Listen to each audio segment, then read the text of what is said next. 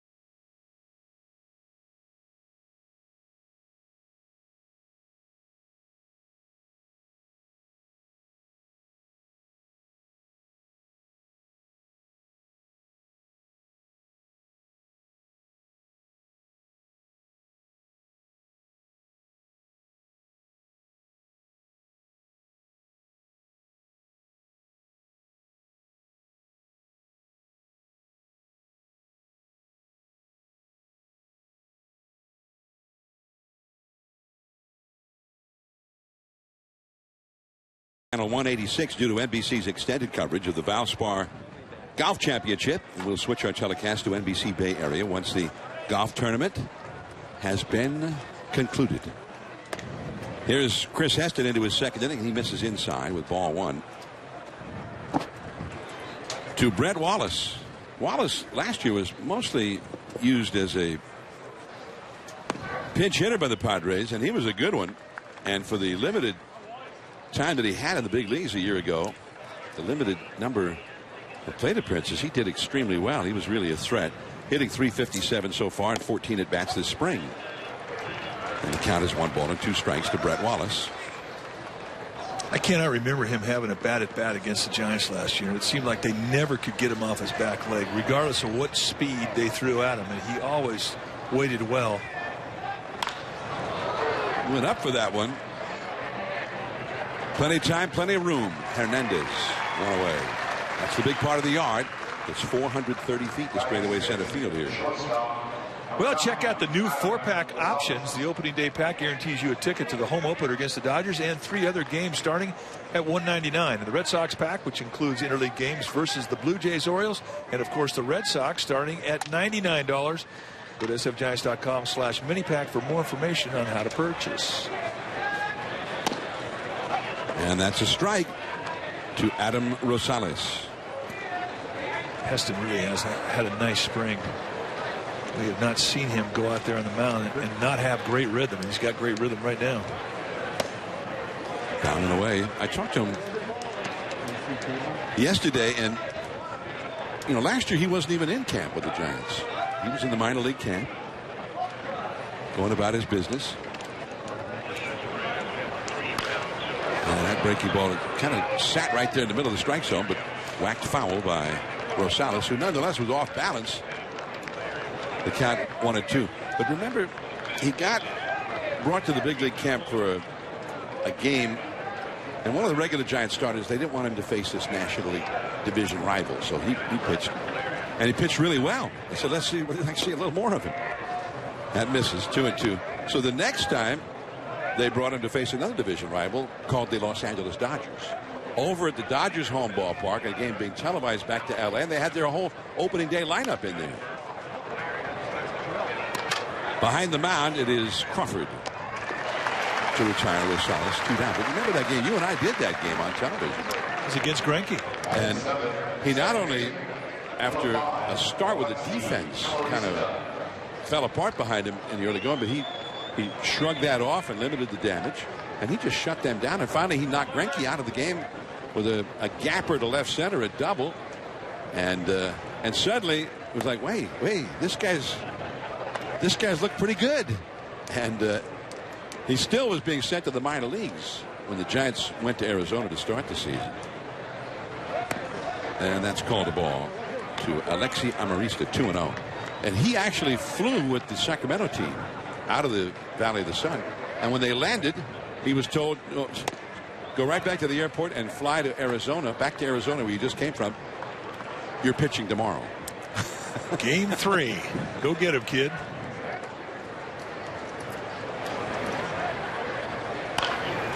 A little bloop and foul. And he was quite impressive in that game in Arizona against the Diamondbacks. And it seemed like the next 4 starts that he had, as he locked into that spot in the rotation that was meant for Matt Cain, he dealt with ring ceremonies, and he dealt with a lot of distraction around all 4 of those starts.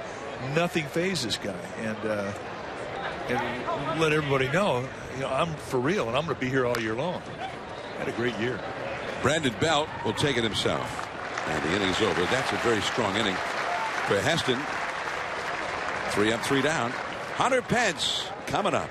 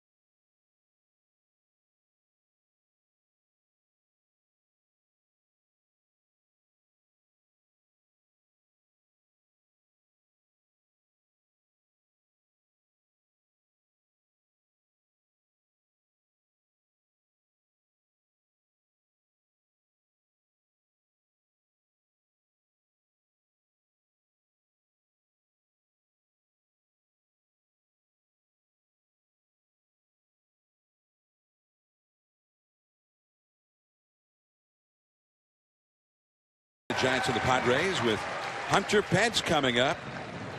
Then Brandon Belt and Brandon Crawford. And Hunter Pence, who hit a spectacular home run here Friday in his first game of the spring, in a game where they had not put him in the lineup initially. And he went to the manager, Bruce Bochy, said, well, how come I'm not in the lineup? I'm ready to go. And, well, the medical staff wants to see you break quickly out of the box, out of the batter's box, before they clear you. They want to make sure you're able to do that. And so in batting practice, he did that. And they said, okay, you're in. Struck out his first time, but the second time he hit a long home run. And now here he is again. And a guy who can hit him like that himself, although we haven't seen him do it yet down here in the Cactus League, is Jeff Samardzija, Giants' new right-hander, the veteran. And he's joined us now as there's a ground ball to Solarte. And Pence is retired. Jeff Samardzija, welcome. Thanks for having me. How you guys doing today? Great. How about you? How's the spring going? Great. Absolutely. Feels good here to be out here running around. Beautiful weather in Arizona and just getting ready. Arm feels good. All the guys look like they're in pretty good shape. Just excited to get this thing going and go through our paces and do what we need to do to be ready to go opening day. Well, I have a personal question to ask you, Jeff. This is Mike Krukow, and we've been fans of you for a while as a pitcher and as a football player. When you were at Notre Dame and you were a first-team All-American wide receiver, we watch Hunter Pence run on and off the field. He doesn't go anywhere unless it's in fifth gear. Who's faster, you or Hunter Pence? Definitely probably Hunter. My top-end speed kind of failed me a couple years ago. Still get out there and run some routes and stuff, but the quickness and that top-end speed is it's tough. He's doing it every day, and he's a heck of an athlete. So we'll let Hunter have it. We'll tell him, he's definitely the winner, but he might have to get out there and prove it. Now they've got this shift on for Belt as he lifts a drive to deep left. Perella back at the edge of the track, and that is out number 2. Well, this is at Stanford Stadium, the old Stanford Stadium, when you were with Notre Dame, and you were moving pretty well in this game. You remember this one? I do, actually. Yep. Yeah, a couple touchdowns. It was a good game. Went all the way down the wire. You look pretty quick right there. Oh, yeah. I was a little lighter back then, though, about 215. So I'm carrying around a little more pounds, but how can you throw gas unless you're at least up there in the 240s? So, we're pitching weight right now. All right, now a lot of pitchers when they played football were quarterbacks because they had great arms. Mm-hmm. How come you weren't a quarterback? As Brandon Crawford bounces one to second. I grew up with the coach's son, and he had a pretty good arm himself, so I had to go, find option 2. I was running back, grew too tall, wide receiver, and that was a sore. Hey, you mind hanging on with us for when we come back? Sure, yeah. All right. Jeff Samardzija had to here with us.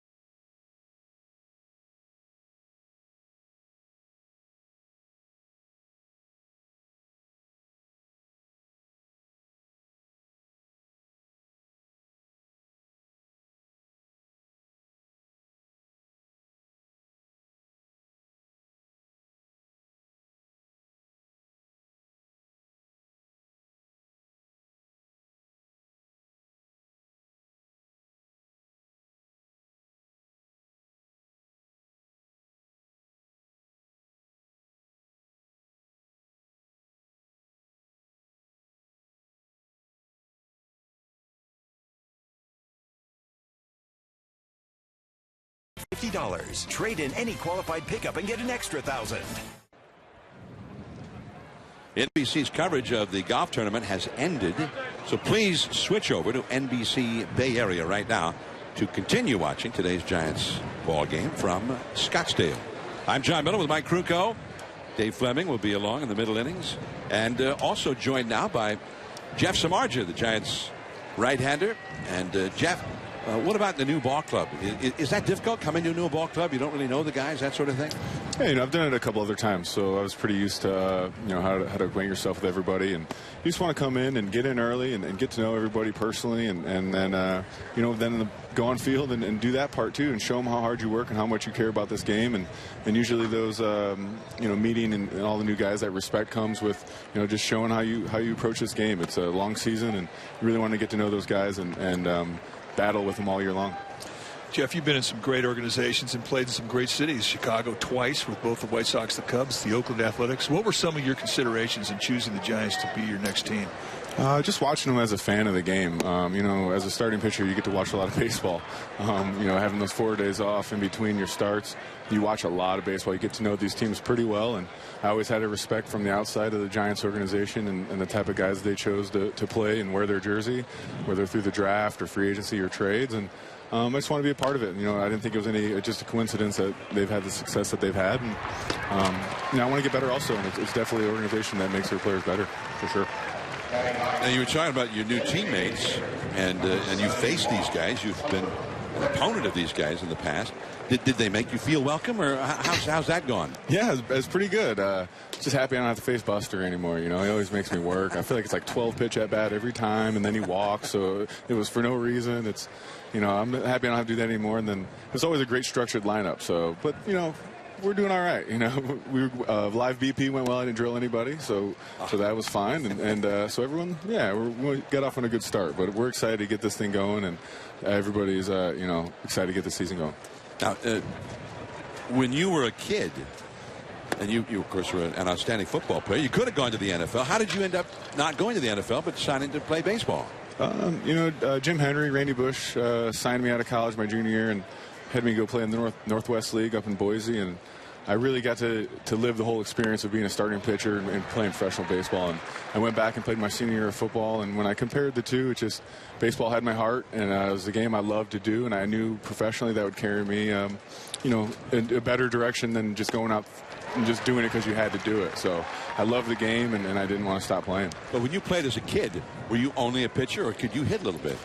Mostly a shortstop till my dad realized I probably wasn't that great at fielding ground balls, so he moved me in the outfield and let me run balls down. So I could play a little outfield. Center field, I love it. It's your outfield. It's amazing. All right, so as we just saw, a very nice play by Kelby Tomlinson, his first game at third base this spring. And he snared that one and then made a quick throw and got him. Yeah, this had some absolute fuzz on it. And as you mentioned, I mean, he doesn't have a lot of experience at third base. I asked him, what is the one position in the infield that you're least comfortable in? And he said, without hesitation, third base. I just have not had a lot of reps.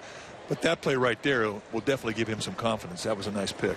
So now Jankowski, the leadoff man, comes up. 2 down, nobody on. Jeff Samardzija with us. But now, Jeff, you hit home runs in the big leagues. I've got a couple. Yeah, one's in Wrigley and then in Miller Park. So, they count. But 2 places where the ball flies. So you hit one in a couple other parks like AT&T, you really earn it. So we still got a ways to go. When you were younger, though, were your favorite baseball players pitchers or were they hitters? No, all hitters. Barry Bonds, Frank Thomas, and Gary Sheffield. That was it. I wasn't a lefty, so I couldn't do Barry's swing, but we try Gary's as much as we could. Just that bat as fast as you can make it go. So you were doing the Sheffield thing. Absolutely. It didn't work in the field. I didn't have that bat speed, but I gave it a shot though, that's for sure. It looked good. All right. So, and you're happy the way spring's gone so far for you? Yeah, it's great. I worked pretty hard this offseason, with the staff and at the complex and did what I need to do to get in shape, and it's paying off now. So, you're trying to get in good enough shape so you feel great in September and beyond, and that's the goal. So I like where I'm at right now and looking to get a few more nice long starts, get up to 100 and some pitches, and then go from there. Well, we appreciate you coming on with us. Thanks for having me. All right. Jeff Samardzija, the new Giants right-hander. Jeff, all the best. We'll be back. Another strong inning for Chris Heston. Kelby Tomlinson will be coming up.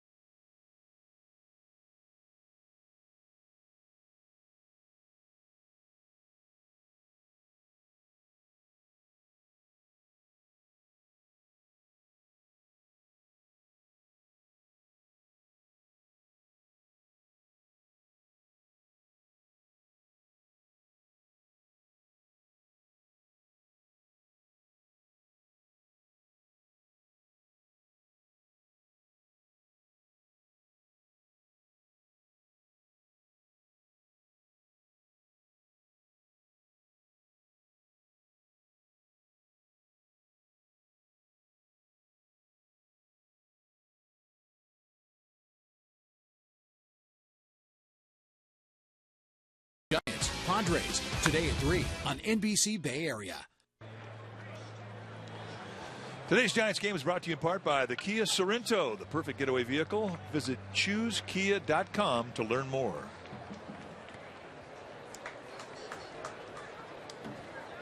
Here we go. Back to action. Last of the third. The Giants up the last third of their batting order. They have not had a man on base yet against Brandon Maurer. Maurer, who's a hard thrower, misses with ball one to Kelby Tomlinson. Tomlinson, who with Brandon Crawford missing a lot of the early games as the shortstop. There's a called strike. It's 1-1. Tomlinson was kind of locked in at shortstop and did most of his work there and some at second base. Rosales throws him out, and there is one away.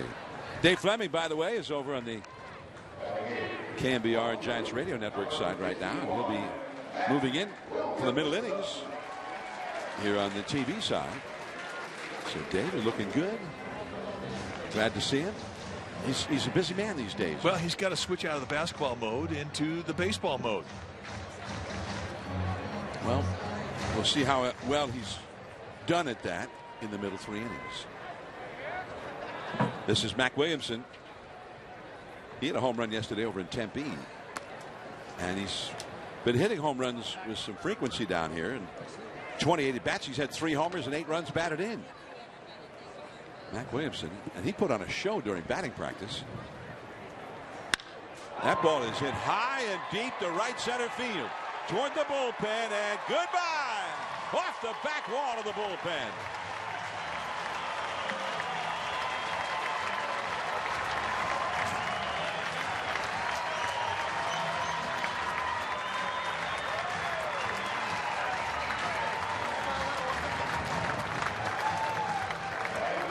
That's an impressive home run to the opposite field. Now watch the location. This is no hanger. It's knee high coming back into the strike zone with 2-seam movement, and he takes it the opposite way. Now you say what you want about early home runs in spring. A lot of guys haven't established their fastballs or they hang sliders. That was a perfect pitch. That's exactly where Maurer wanted it, and he took it out the opposite way. That is his most impressive swing of the bat so far this spring, and that was awesome.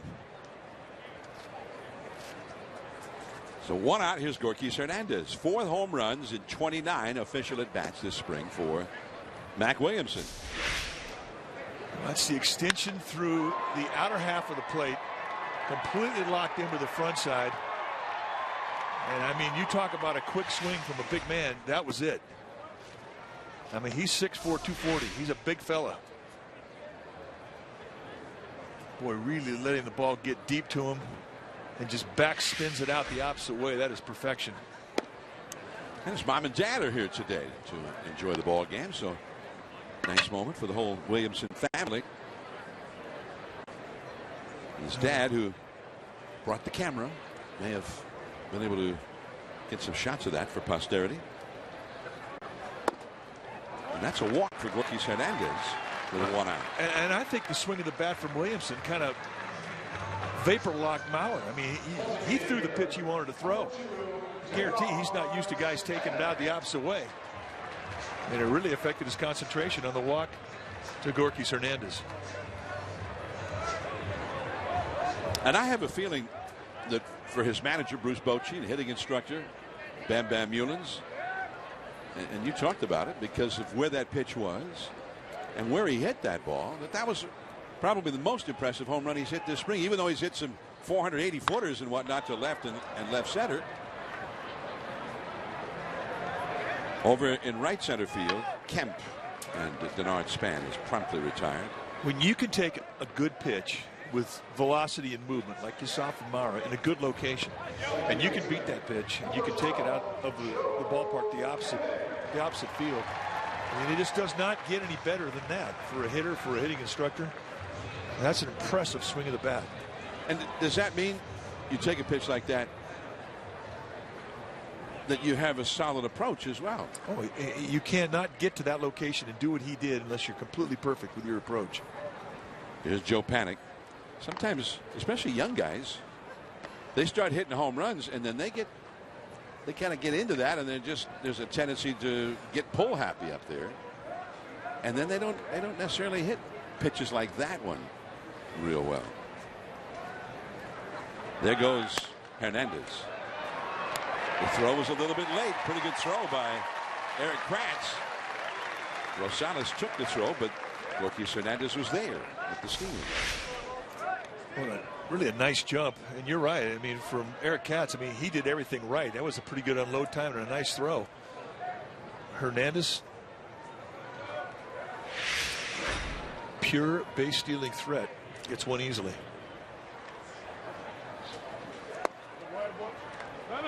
You know, the other thing too, you watch the fly of the ball that Williamson hit. It didn't have any slice to it. It wasn't working its way over towards the right field line like a lot of right-handed fly balls will do. It had carry, it had backspin, and it was hit fairly straight. Off the glove of Bauer, he recovers right at his shoe tops, and it throws out Joe Panic. The Giants ahead of the home run by Mac Williamson. Stay tuned, Dave Fleming will join Mike Krukow in the fourth inning. Giants leading 1-0 after 3.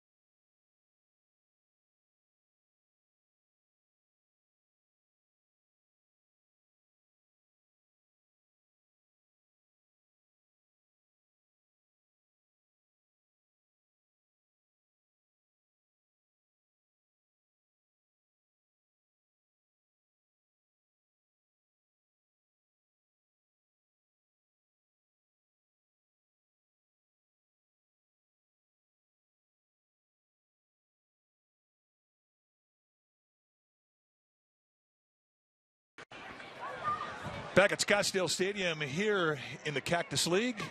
It is 1-0 Giants in the top of the fourth inning. It has been a well-pitched, well-played game to this point. As you see, Mac Williamson, he's the reason that there is one run on the board, a long opposite field home run. And here, back in the booth, we like to welcome Dave Fleming. Hi, Mike. How are you? Great. Good to see you again. It's nice to see you. And that was an impressive swing for Mac Williamson. Yeah, we were talking about just the flight of the ball. There was no slice off the bat of the right-hander going to right field. It was just backspin, straight carry. Beautiful. Perfect. Well, that was impressive. Chris Heston's been really impressive. Very sharp in this one so far, I think. His 2-0 pitch. Pirela hits that one to right center, and that's a long run for Hernandez, who's not going to get there. One bounce and up over the wall. So that'll be an automatic double. Pirela can run. He was flying. He'll have to go back to second. That is the first hit for the Padres.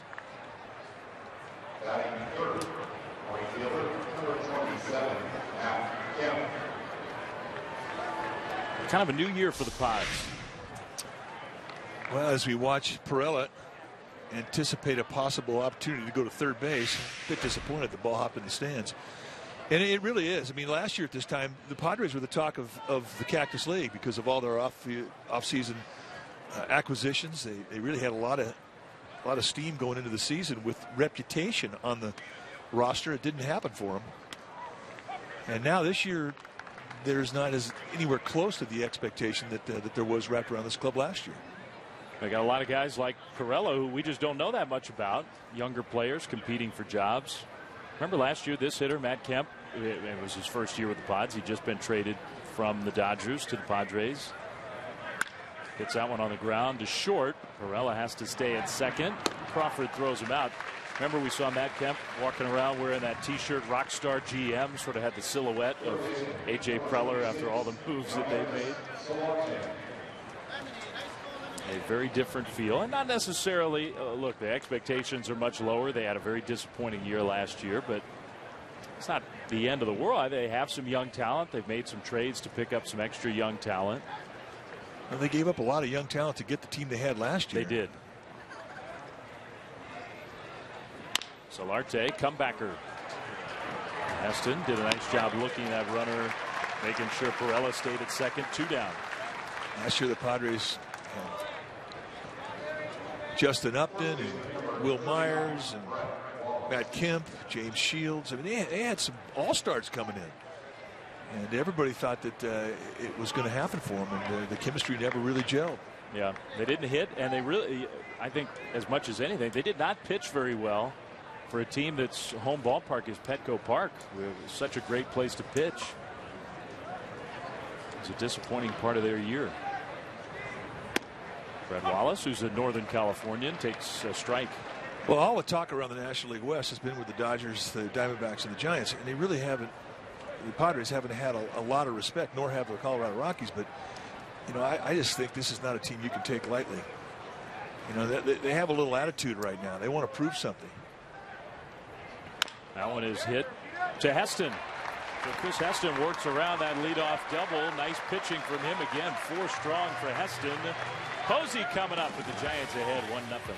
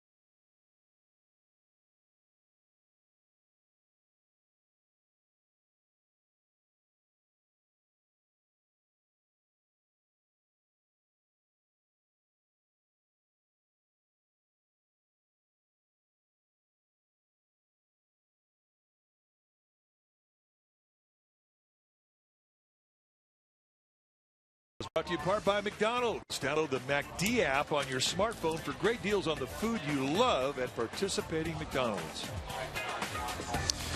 Beautiful scene in Arizona. Beautiful day in the Cactus League, where the Giants and the Padres are playing on this Sunday afternoon. Mac Williamson's home run is the only run and one of only 2 hits in the game. 1-0 Giants, and we get to see the big boys for a second time through. Posey, Pence, and Belt coming up against a new pitcher for the Padres. So Brandon Maurer, their starter, goes 3. And there's Carlos Villanueva. In his 10th year at the big league level, 32 years of age. He has done it all as a big league pitcher, been a starter, been a long reliever. He's pitched short, 4-pitch guy, strike thrower. Now, it's been so long, Mike, I got to look it up, but was he not drafted or signed and developed by the Giants? Way back when? 2002. Absolutely. Revenge game for Villanueva here in the Cactus League. Holding a grudge for a long time. 1-1 to Posey. He's had a nice major league career. He really has, and he figures to make this club with the Padres. He could be that swing man where he can come in long, spot start you. You know, I'm not going to give the Giants total credit because there have been other teams that have done it, but I think the way they used Yusmeiro Petit and in some ways Chris Heston, carrying that extra starter designated long man. Nice swing by Posey and a line drive base hit. I think there are a lot of teams around the big leagues who are thinking that that's a pretty good idea. Well, I cannot argue with you. Let's take a look at Posey going down, beating a pretty good location. Just a knee-high fastball with 2-seam movement. Going down and digging it out. Nice solid at bat. It's great to talk to Posey about how he puts together his swing in spring training. And he's never really going to completely give in to you and say, yeah, I'm locked in, because he's not. He's still working on things, but always with a purpose every swing he takes. Hunter Pence swings at a breaking ball and just missed that one as he skies it down the left field line with a lot of hook on it. And it's well back out of play. Just mistimed that one a little bit. Nice to see him back on the field. Well, you know, he was just chomping at the bit coming into spring training to play again because he missed so much time last year, and then all of a sudden he has a little setback. It has not been easy for him. Patience is not a real strong point of Hunter Pence. He's got a lot of great qualities, a lot of strong points. Patience would not be at the top of the list. He wants to be out there. So then what did he do in his first game? Well, he launched a 420-foot home run. After his first at bat, where he said he was a little overamped. Well, he was overmatched his first 3 swings, all high fastballs. 0-2, and Villanueva got him. 0-2 fastball right down the throat, a little tardy. But it was great to watch Hunter Pence in his next at bat after striking out in his first AB. Get into a 3-1 count and hit that same high fastball out of the ballpark about 480 feet. I mean, he crushed it. Yeah, I don't know what I said. I was wrong. 480. What did you say? I said 420. Oh, yeah, 420, 480. It was something. Well, here's a guy who could hit one a long way, Brandon Belt. But, I mean, that's what you look for in spring training, guys who can make adjustments within a game, within a couple of at-bats. Posey got a good read, takes off. You know, Posey doesn't get enough credit for that, I don't think. It's a part of his game that, I mean, he is a good base runner. He's not a fast base runner, but he's a good base runner. Good instinct. You take your secondary lead, you cannot have any hesitation. I mean, you've got to make that quick decision. And he picks his spots if he's trying to take an extra base, score from second on a base hit, whatever it is.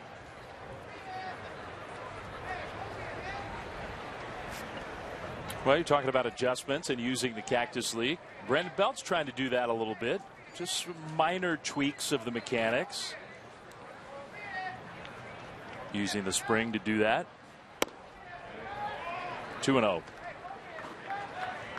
A nice conversation with him before the game. He says, I feel fantastic. And I said, you get any sleep? He has a young child who's just about at the walking stage. And he says, well, you know, and he was a 10 to 12 hour a day guy. He was. He's not a morning person, Brandon. No. And but he says, yeah, you know what? It's fun. He says, if anybody tells you that kids aren't fun, they're missing the point. He goes, it's everything to us now. It's changed our life in such a great way. There's a reason to get up early. He's ahead of the count 3-0. And he takes ball 4. We used to talk to Haley, his wife, and she would have nothing but glowing things to say. Brandon's such a good guy. We're such a great couple. I just wish he would with me. And we were like, what do you mean have lunch? Sleep still at lunchtime. That was years ago, though. Now he's a dad, and he's definitely up for lunch. It's all changed since his son Grayson was born. Here's a dad, Brandon Crawford. Guy had a pretty good offseason. Yeah, I'll say. Gold Glove, Silver Slugger Award, signed a nice chunk of change, extended his career with the Giants, and he had a son. Yep. Tough. 3 kids now, 2 daughters and a boy. New house. Bought a new house. Why not?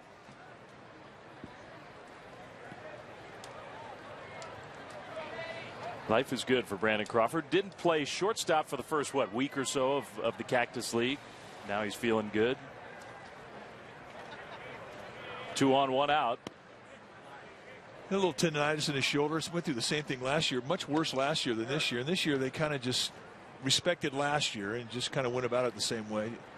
And I think you're seeing a lot of the veterans here in this Giants camp handled the same way by Bruce Bochy. It's such a long spring. I mean, he just wants to get them ready at their own paces. Strike two with that swing and miss. Asked Bruce Bochy last night. He said, have you had enough spring training? He goes, I haven't seen my team out there yet, which he hasn't. Denard Span has not made a start yet. He will in the next couple of days. Crawford just got on the field this week. Hunter Pence having his second start of the spring today. Belt was sick. Pagans missed a little time. So a lot of those regulars, and almost all of it today. Bumgarner scratched. Almost all of it has been what you're talking about. Hey, let's not push it. Let's not push the issue. It's a long spring. But that's a long list. And I think the skipper is kind of anxious to see some of those guys.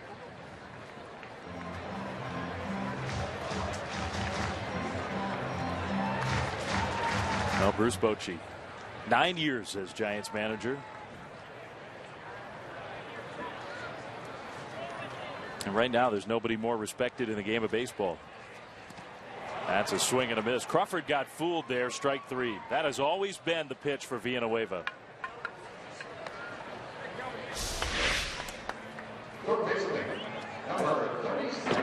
Right down below the strike zone. And when you're just making your third start of the spring, you really don't have much of a strike zone, and that's what happens. You chase. So 2 down for Kelby Tomlinson. 0 for 1 in this game. Tomlinson made a real nice defensive play at third.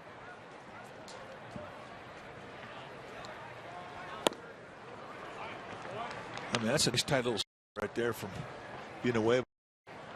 He's got 4 quality and he has a really good consistency to be able to put him where he wants him. In his career, he's had around 900 innings and he's had over 800 strikeouts, so averaging almost a strikeout an inning. It tells you right there he's got great stuff.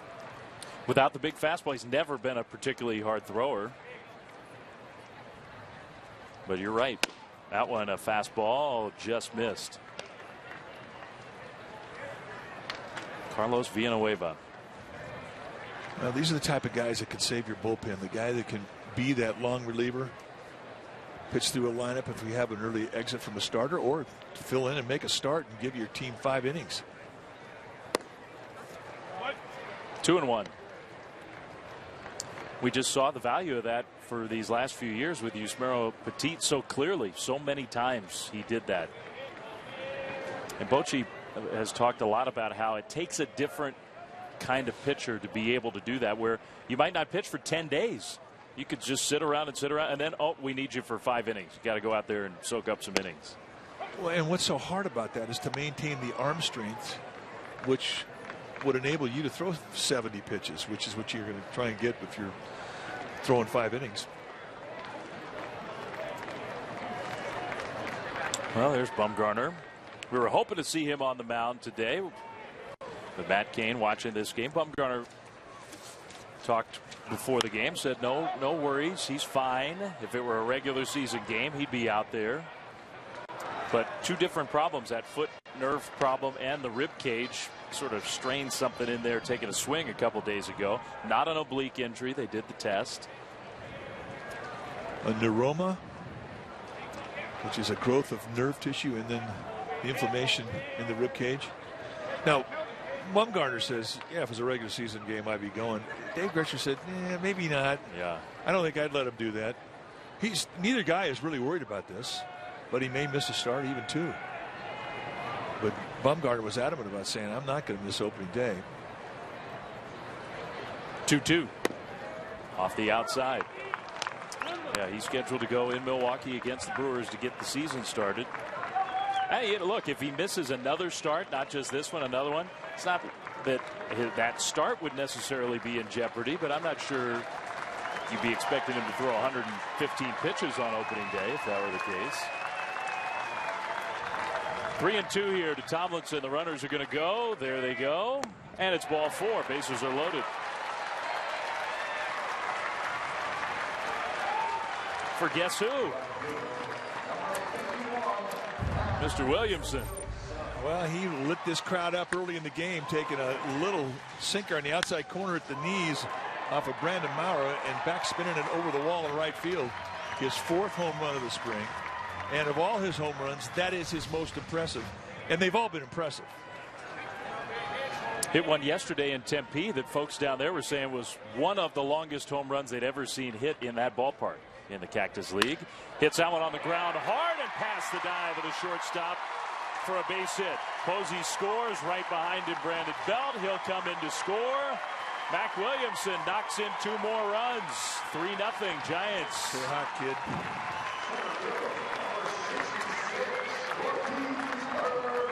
Doing everything he can to impress this spring.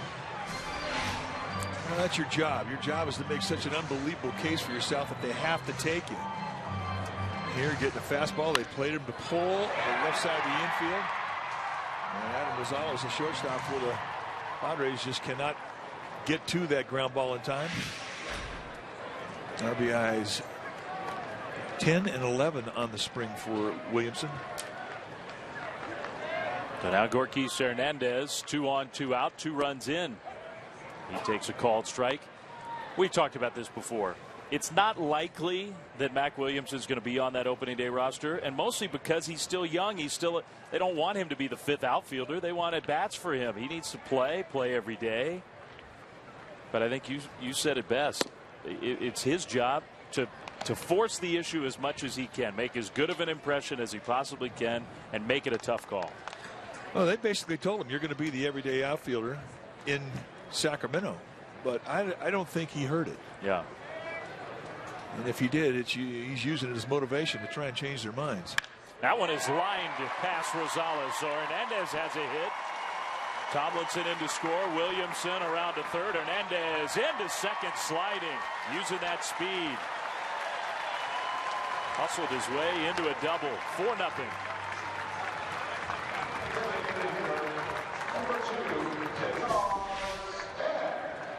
Just digging out an inside fastball, going right back up the middle with it. And if you're Gorkis Hernandez and you see the numbers on that center field as he goes to his right to cut off a ball in the gap, that is your green light to go. Good speed.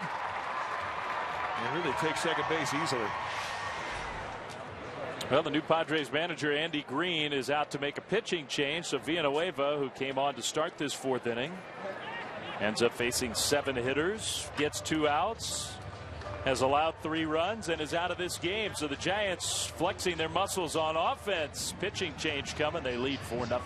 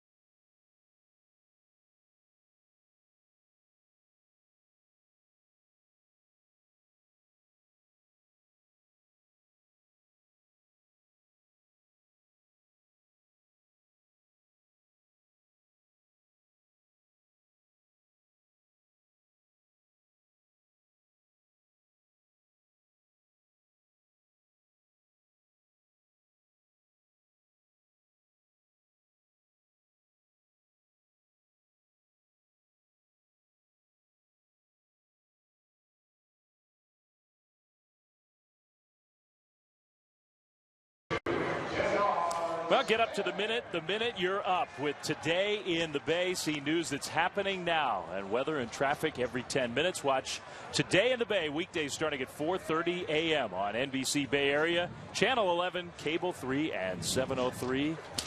Brandon Belt unlikely to be up then, but if you are, check it out. Beautiful day in Scottsdale, and the Giants have knocked Villanueva out of the game. Scored 3 runs here in the 4th inning and still going. The new pitcher, the lefty, Frank Garces. Take a look at the numbers for Garces this spring in his 4th game. He's having a good camp. 4 base runners around 3 1/3, allowed in 3 1/3. He's a 4-pitch guy. Low 90s fastball with a good changeup. He's got a better curveball than slider, but he will throw all 4 pitches. He's kind of a low 3/4 release with a little crossover step. Just under a year's time, all of the time the big leagues with the Padres. Well, it's a perfect spot for Andy Green. Managers in the Cactus League, they try to find at-bats to simulate the regular season where their specialists come in to face a left-handed hitter. In this case, it's Denard Span. Hit better than 300 last year. It's been a quiet Cactus League for him so far. And he takes outside, ball 1. It's great for Giants fans to watch the setup of Denard Span, who really has had a nice career. I mean, he's proved that he can hit for average in the big leagues. He'll start high, and then as he gets ready to hit, you watch him drop down on that back leg and really lowers his vision before the pitch is thrown to him. Hits that one hard into right field. Solid base hit for Denard Span. And cut off only with a dive and a bobble in right field. 2 runs are in and into second with a double. And I'm sure even though it's a Cactus League, that one feels good for Span. And he drops down, and with all that pre-pitch movement, when the pitch is finally coming, that head stays very still. And he's been putting together a really good swing here the last week. Hasn't had much to show for it. This one has to feel pretty good because he beat a pretty good pitch. Lefty on lefty. Good sign for him. Hernandez and Williamson, both big parts of this rally, came in to score. So it's 6-0 Giants. And Joe Panik 0 for 2 today, but he's been the hottest hitter in the spring, with a chance to add more. Slider outside, ball 1. Panik always been a hitter. Comfortable lefty on lefty, has had success. Nice to have where your hitters don't have that big imbalance. Now a balk called. So Denard Span will be given third base.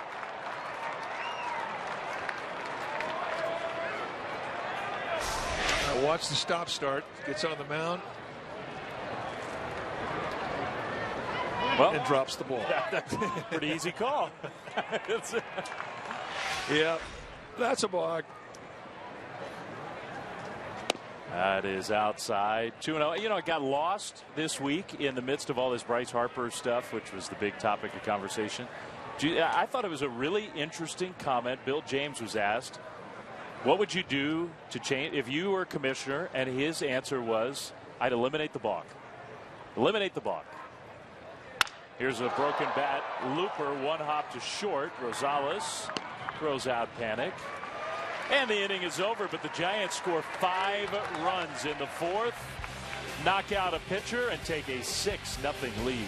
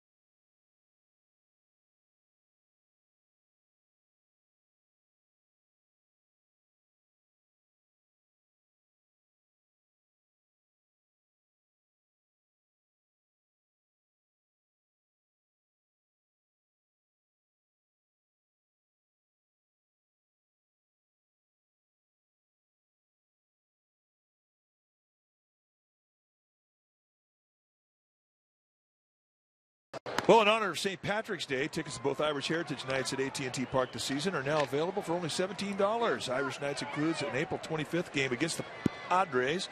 Irish Giants T-shirts will be given out. And then August 15th against the Pirates, receive an Irish Giants scarf for just $17 a ticket. Go to sfgiants.com/St. Pat's to purchase tickets. Offer ends March 18th.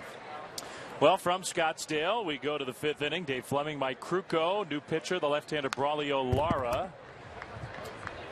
And so Lara takes over on the mound. His 4th appearance of the spring.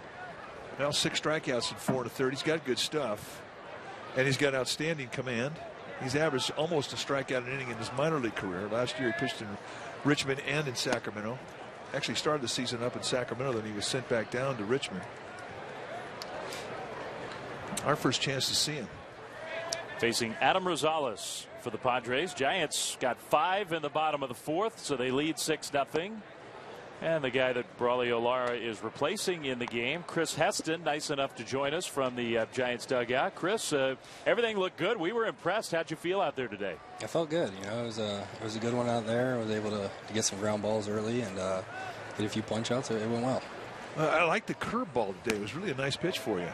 Yeah, you know, that's a big pitch for me. You know, if I can get that over and kind of throw it in counts when I need to, that's a big pitch.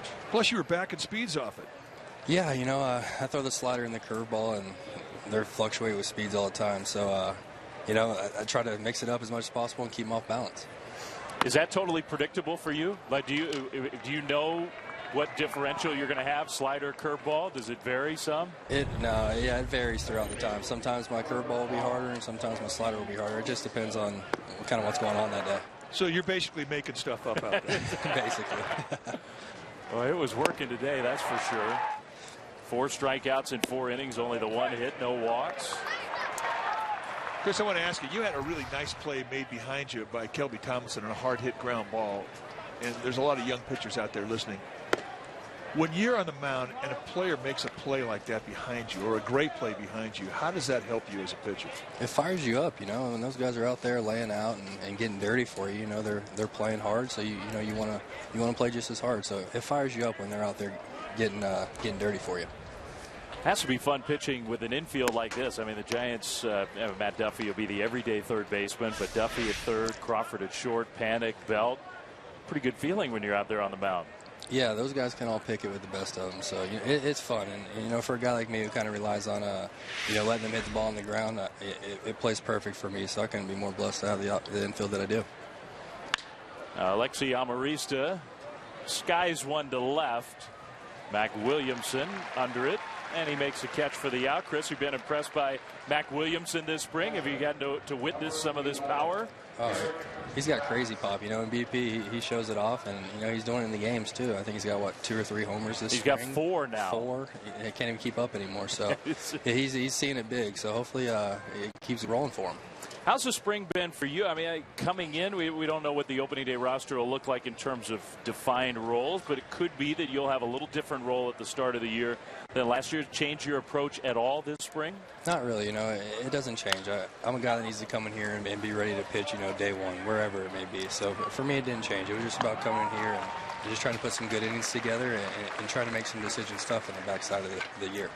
Well, last year, learning experience for me, you really had an outstanding year, but you were really hard on yourself looking back at your September, and you said that you may have gotten tired. What did you do in the offseason to try and eliminate that happening to you this year?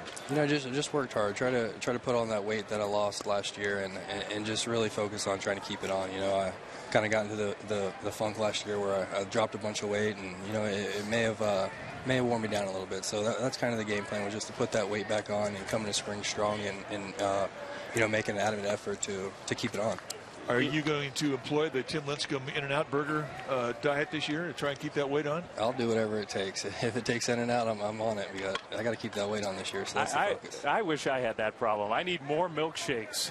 That's my problem. I got to eat as many hamburgers as possible. How much weight did you lose over the course of the year? I lost a pretty good amount, 15, 20 pounds or so. So, you know, I dropped some weight for sure. So, like I said, I just need to really focus on, you know, keeping that on and staying strong.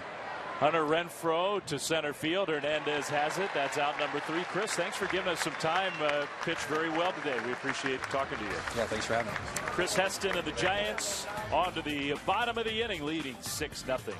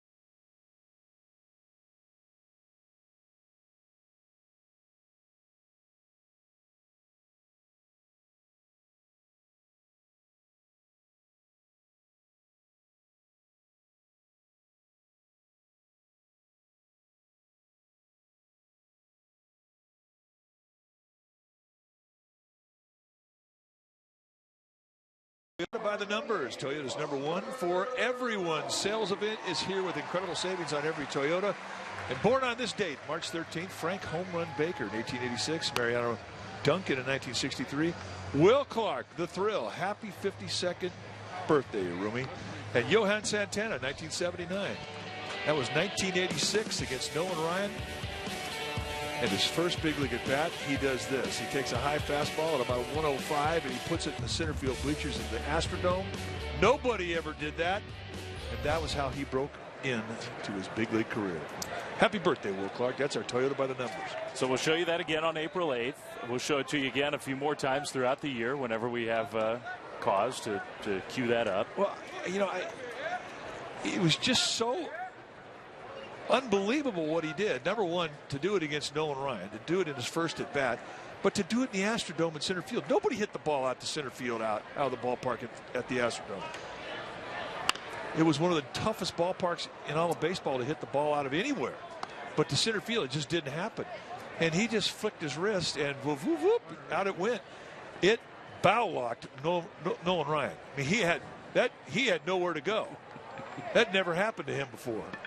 And we would win that ball game. And remember, we had lost 100 games the year before it, and we opened up on the road with 3 against Houston, who were favored to win the division. The Dodgers had a great team. We went from Houston to Los Angeles. That was our first road trip, 6 games. We go 4-2. We win both series, and all of a sudden, hey, here we go. And Will Clark had everything to do with it, as did that swing of the bat. Well, and look, there haven't been many debuts or coming out parties quite like that swing, that at bat. Posey strikes out swinging against Garces. The way Buster kind of came to the big leagues full time, it wasn't necessarily as dramatic of a single moment, but you remember that first game, so highly anticipated. I think it was the Diamondbacks were in town. Has 3 hits, knocks in a bunch of runs, place is going nuts. And then even a month or 2 later, when they trade Benji Molina, the team's not playing well. We go to Milwaukee, and Posey has like the all-time series against the Brewers when he was, I mean, it was literally the first series when it was his job. You're the catcher, you're the future of the franchise. There were some parallels there with Buster and Will Clark. No doubt. No doubt. Both highly touted first-round picks, Sullivan Award winners, just all kinds of expectation, and deliver early on in their careers. And it's almost like you thought, okay, things have changed. And they did. Hunter Pence, who is 0 for 2 in this game so far. 6-0 Giants. You know, 1 ball, 1 strike count. A backdoor breaking ball.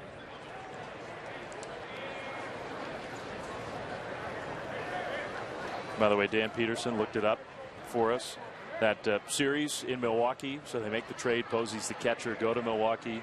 It's right around the 4th of July. 9 for 15 with 4 home runs for Buster that series. How do you do, Mr. Posey? Ground ball off the glove of Solarte, and that'll be a hit for Hunter Pence. Yeah, I knew it was good. I didn't remember it was quite that good. Yeah, that's a ball I think that if you ask Solarte, should you have had, he'll probably say, yeah, I should have. I called it a hit. Well, it should be a hit. And but with Hunter Pitch, I mean, he's not going to give you a second chance. The thing about him is he runs very well for a big man. 6'4", about 230, 0 fat. Yep. And then he may be 240. I mean, he's huge. He is not on the milkshake plan. And he's done for the day. Ryan Lawless comes in to run for Hunter Pence. So he gets a hit, gets a lot of high fives. Belt, who walked and scored a run last inning during the 5-run rally. Pretty good pitch, but called the ball.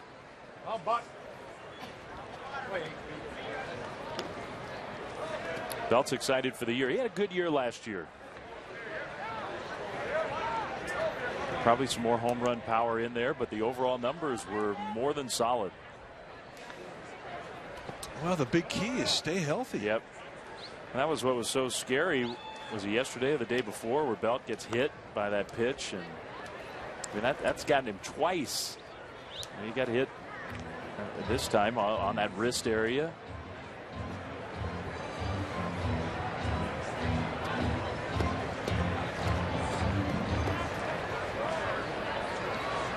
Two guys with a lot of power having a chat. Mac Williamson and Hunter Pence. Ooh, he was on that one. Yep, pretty good cut.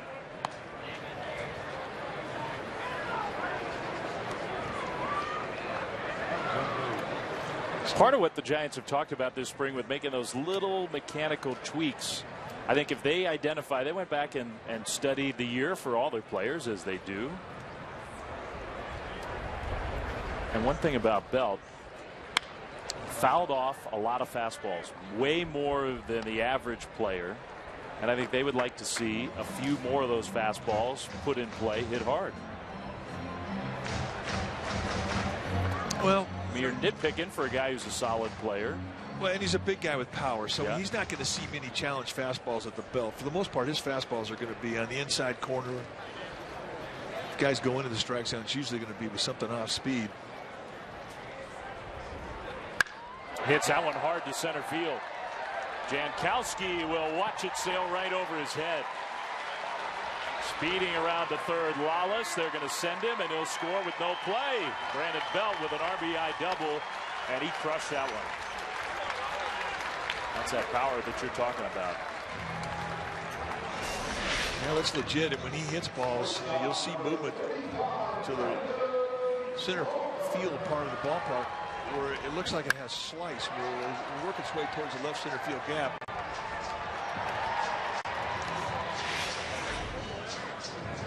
One to build on. Nice at bat. So another run for the Giants. They lead 7-0. Nice when you get all those high fives after you just come into pinch run. Here's Crawford. Well, plus, you know, you're at first base, and all of a sudden you have to score from first. Yeah. Better be stretched out. Go get him.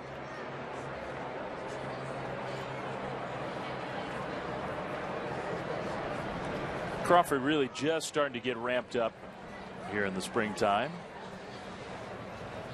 0 for 2 today. Hits that one to left. Not real hard, but it'll fall. Base hit. Bite. Had a lot of backspin on that one. Don't you wish you could make your lob wedge do that? Oh, you and I can. Let's take a look at it. Just off the end of the bat. That's a thing. But if you're Brandon Belt, I mean, you can't assume that ball's going to drop. So he had to make sure it was going to, and so he advanced 90 feet instead of 2 bags worth.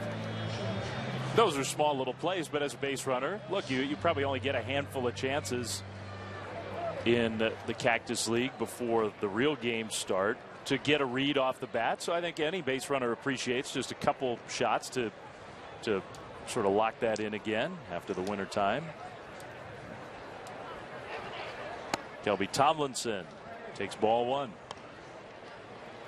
I think one of the stories of the Cactus League, Tomlinson looking so comfortable defensively at shortstop today. Maybe you add third base in there as well.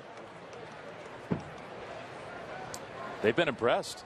He's played real well defensively. Had a good cut there. Well, the conversation we had with Thomas before the game, I asked him what was the toughest position. He said third base is because I haven't played there. Literally haven't played there.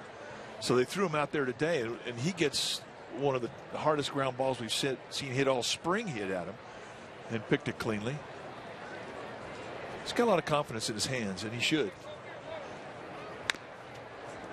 Well, if he can be that guy who can fill in at all three of those spots and do a pretty good job. I mean, I was really impressed by his aptitude last year at the big league level, asked to play second base, where the first day that he was out there, he had no idea what to do around the bag to turn a double play. And it was a week later, he looked like a whole different player. No, you're right. Coming across the bag, he was throwing hook shots over to first base. But 1 week with Ron Botus, and he was straightened out. Well, here's Mac Williamson. First time up, a bomb into the bullpen, and then his next at bat with runners on, hard enough to get it through into center field, knocked in two. Defense cheated on him a little bit, played him a pull, and he hits away from it. And when the big guys hit ground balls, something we learned from Dwayne Kuiper, our partner, a former infielder, you don't get time. That ground ball is going to get through that infield quickly. Ball one to Williamson. Mac Williamson, who missed the year before last because of that Tommy John surgery. Rare for a position player, but it cost him the year. And there's a slow breaking ball. Strike one called. Well, it hasn't affected his arm. Has not. He can still throw. He's got a cannon.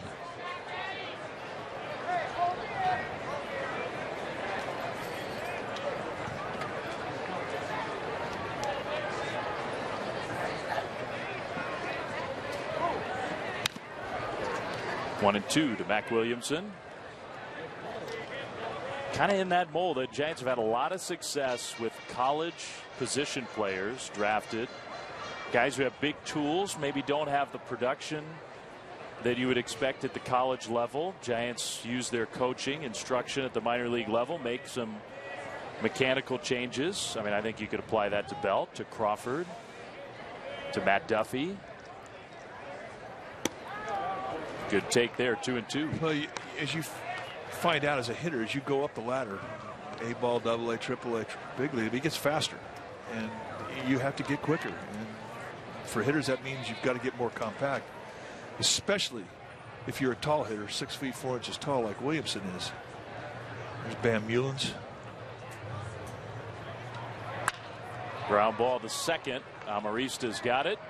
Not this time for Mac Williamson. And the Giants are retired. They get another run, though, and they lead the Padres in Scottsdale 7-0.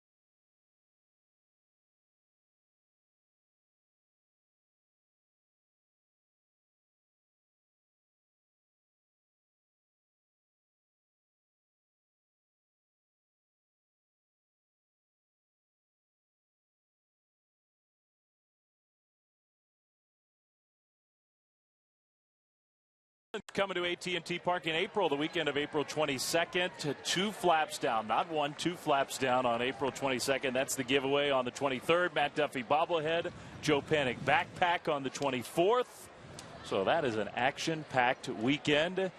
And guess who will be in a Marlins uniform as a coach for that series? Barry Bonds. sfgiants.com/tickets. That will be a scene. Coming back in a different uniform. He's got a little work to do. They didn't have the best hitting day today in the Grapefruit League. No, the Marlins got shut out today. But I'm really anxious to see how it all unfolds down there. As to they got a lot of good young hitters. They do. They have a lot of talent. And they got the premier young hitter in Giancarlo Stanton with all the power in the world. And really, there aren't many guys that you can compare power to Barry Bonds with, and you certainly can do that with Stanton. And given enough time around Bonds, I mean, he will take him to another level. Some changes here. It's that time in the Cactus League. Grant Green is at first base for Belt. Hak-Ju Lee now at shortstop. Connor Gillespie at third. And Ryan Lala stays in the game at right field. After running for Pence. Jankowski takes outside. Braulio Lara still the pitcher. His second inning of work. Jankowski reached on an error to begin the game. Chris Heston then struck out 3 in a row after that error. So far, I mean, there have been a lot of highlights in this one for the Giants. Heston's performance is right up there. He was really sharp. It's been that way all spring. I mean, since the very first time he walked out there. I mean, he's dealt. I said it to his face, but I wasn't just saying it because he was on headset with us. I mean, he was impressive. He was, and I think the way he had all of his pitches going, I mean, he was getting ground balls in the first inning. 3 strikeouts, all on payout pitch, all on breaking balls. Bruce Bochy's got to be happy about that. Indeed. Especially with Madison Bumgarner news today that he's going to miss a start, maybe 2, because of some small injuries. Yep. Foul tip. Posey hangs on. That's strike 3.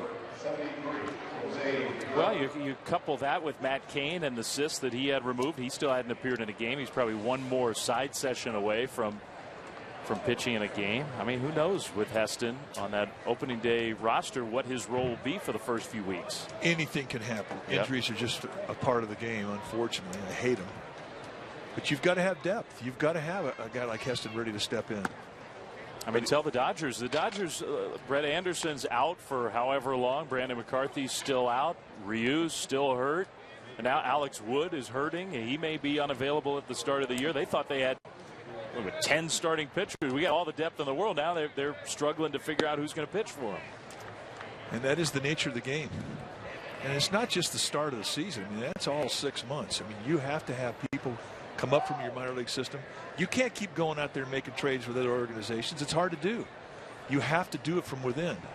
And that is so important these days. The Giants on their 40-man roster have 24 players that have come up through their organization. That leads Major League Baseball. More than anybody else. The only other team that's close to it is the Cardinals, has 23. And if you look at the theme of this camp this year has been the revealing of lots of talent at the minor league level, both good arms to the pitchers and players that are coming up pushing for jobs.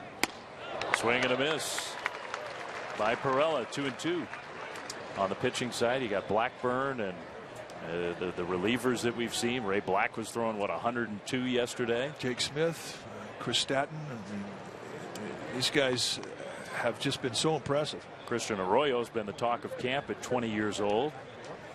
Ryder Jones. Yeah, has looked really solid.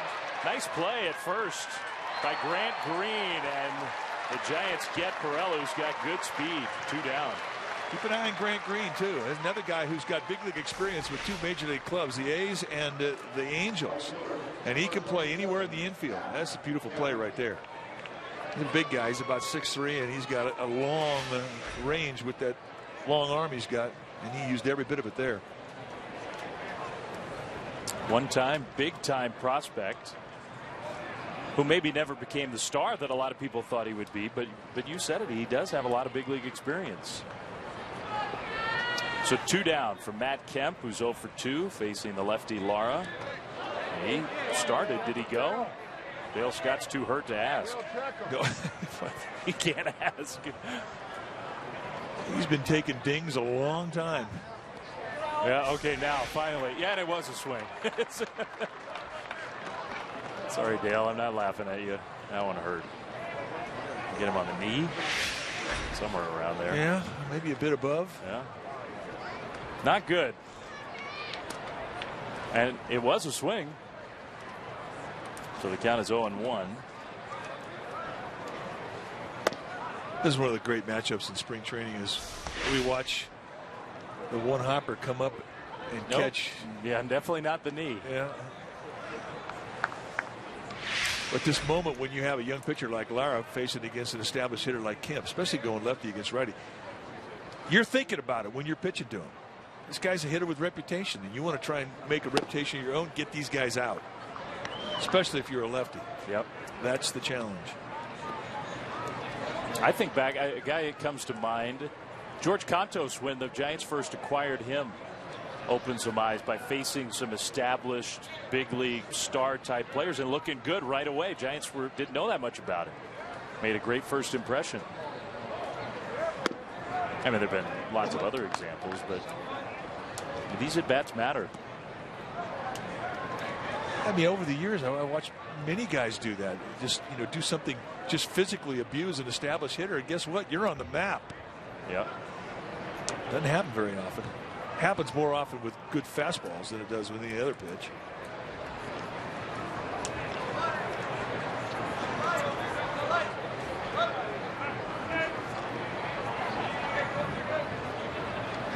(3-1) is ball 4.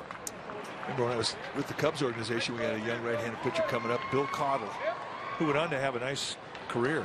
Really a hard throw. We go in to play the Angels, and Rod Carew's hitting it. Well, here's Rod Carew. He's won 7 batting crimes. The guy's amazing. Bill Caudle blew him away with fastballs.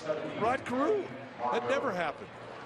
We always felt he made the team that day pitching to Rod Carew. You remember a guy when you were first in big league camp, first pitching in big league spring training games as a young pitcher? Anybody stand out that you faced that maybe you looked in and go, man, look at who I'm facing here? Dick Allen. Yeah, there'd be one. It's with the A's. Number 60, and it didn't say Allen on the back of his jersey. It said Wampum. Yeah, you must be pretty good if you get that on the back of your jersey. But that's a base hit right through the right side for Solarte. I'll tell you how your mind works. I mean, Dick Allen always had the reputation of having the biggest bat in the big leagues, and he could buggy whip it. And that's what I was looking at when he got in the batter's box. I'm going, I'm facing Dick Allen. Look at the size of the bat on that guy. And he popped it up. It was great. But it's part of being a big leaguer. They call it pitching against the baseball card, which you pitch against guys who are great players, future Hall of Famers, and you don't forget those first matchups. You prove to yourself that you can get them out. Well, you think you can get anybody out.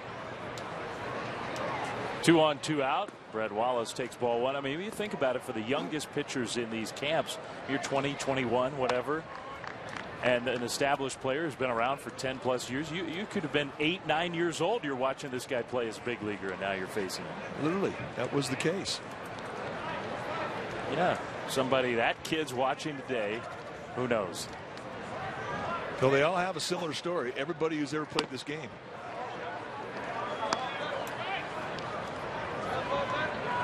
Two 2-0 to Brett Wallace. Grew up watching the Giants. Is he hometown Napa? Napa kid? I could look all this stuff up before I start to talk about it. That would be one way to do it. Just a little pop up, and it's going to fall into center field.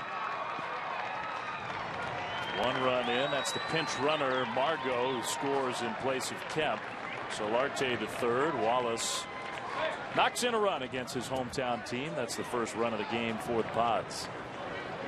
And that's also it for Braulio Lara. Here's Bochy out to make the change. Overall, I'd say he pitched well. Yes, he did. But the Giants are going to their bullpen to make the change here in the 6th, leading the Padres 7-1.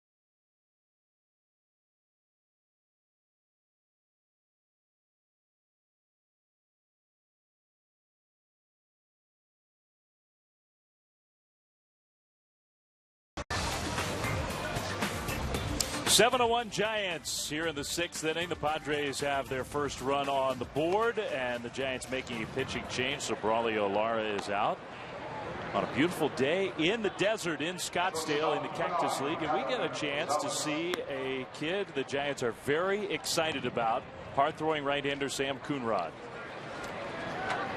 Now Coonrod, 6'2", 190-pounder, and in his minor league total, he's thrown 139 career innings. He's got 139 strikeouts against 40 walks. That tells you he's got great stuff and good command. What he throws is a fastball that's mid-90s, and he also has a curveball and a circle changeup. 22 starts last year in Augusta, 7-5 with a 3.14 ERA, and there's the strikeout walk ratio we're talking about, 114 against 34 walks, and that's in 111 innings. Facing Adam Rosales. And his first pitch was a good one for a swinging strike one. Dwayne Kuiper likes him. He was a Saluki. Southern Illinois boy. Well, you know, you ask the young hitters in your camp who the arms are that impress you for your own organization. They'll tell you. Yeah. And Jared Parker was talking about Sam Coonrod this morning. He and Kelby Tomlinson having a conversation, and I said, "Who do you guys like? Who's the young arms that you like?" Coonrod. That would be Coonrod. And they've seen a lot of good arms this spring, but this kid has jumped off the page. So here we are. It's a memorable name, too. Oh, a big league name. That one is popped up. See if it's playable. Green and Posey over, but it's on top of the dugout.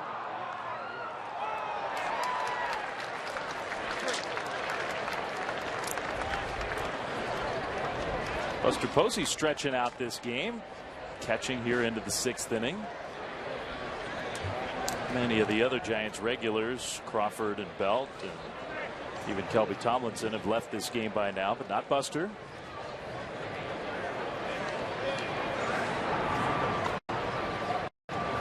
One, two.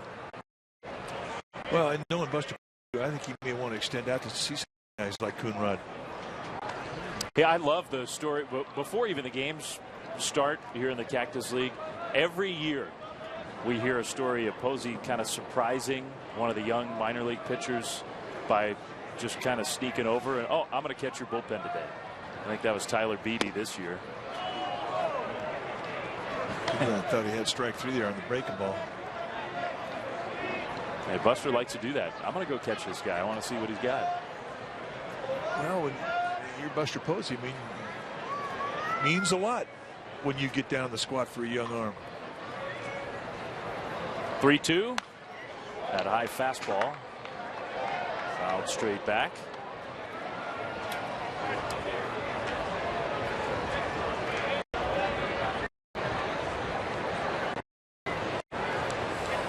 Here in the Cactus League, we got to use the binoculars, try to steal a glimpse of the scouts' radar guns. Try to get a velocity. Maybe a young guy comes in, he's sort of curious, right? Want to see how hard he's throwing. Another 3-2, and it's in the dirt, ball 4. A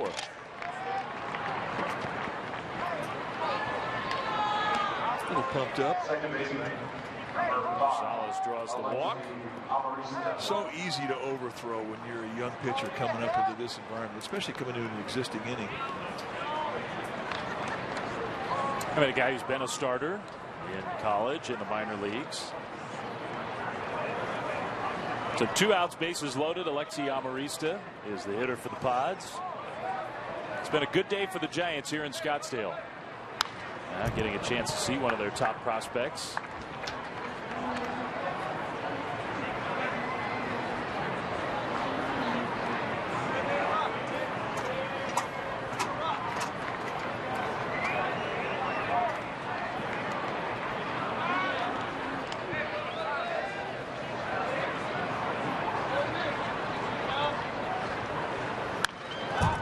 Good swing by Amarista.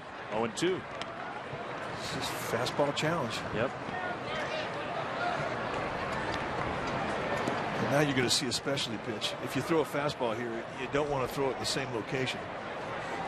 Elevate across the letters, get above the zone. You're going to throw a breaking ball, get below the zone. You do not need to get in the strike zone here. 0-2. Posey sets that target high, and Coonrod pitched to the target. He got the fastball up, but Amarista was able to get a piece of it. Yeah, that's exactly where you should put the fastball in an 0-2 count. I think that's something that Buster would take note of with a young guy. He's catching for, if not the very first time. He hadn't seen much of him. It's not that easy of a pitch to throw either. Real easy to lay it in the top of the strike zone. It could get hit. Amarista hanging in there. Posey's going to come out for a quick chat. Well, he wants to talk about a pitch, and he wants to talk about location. And here, I think he's asking, what do you want to throw?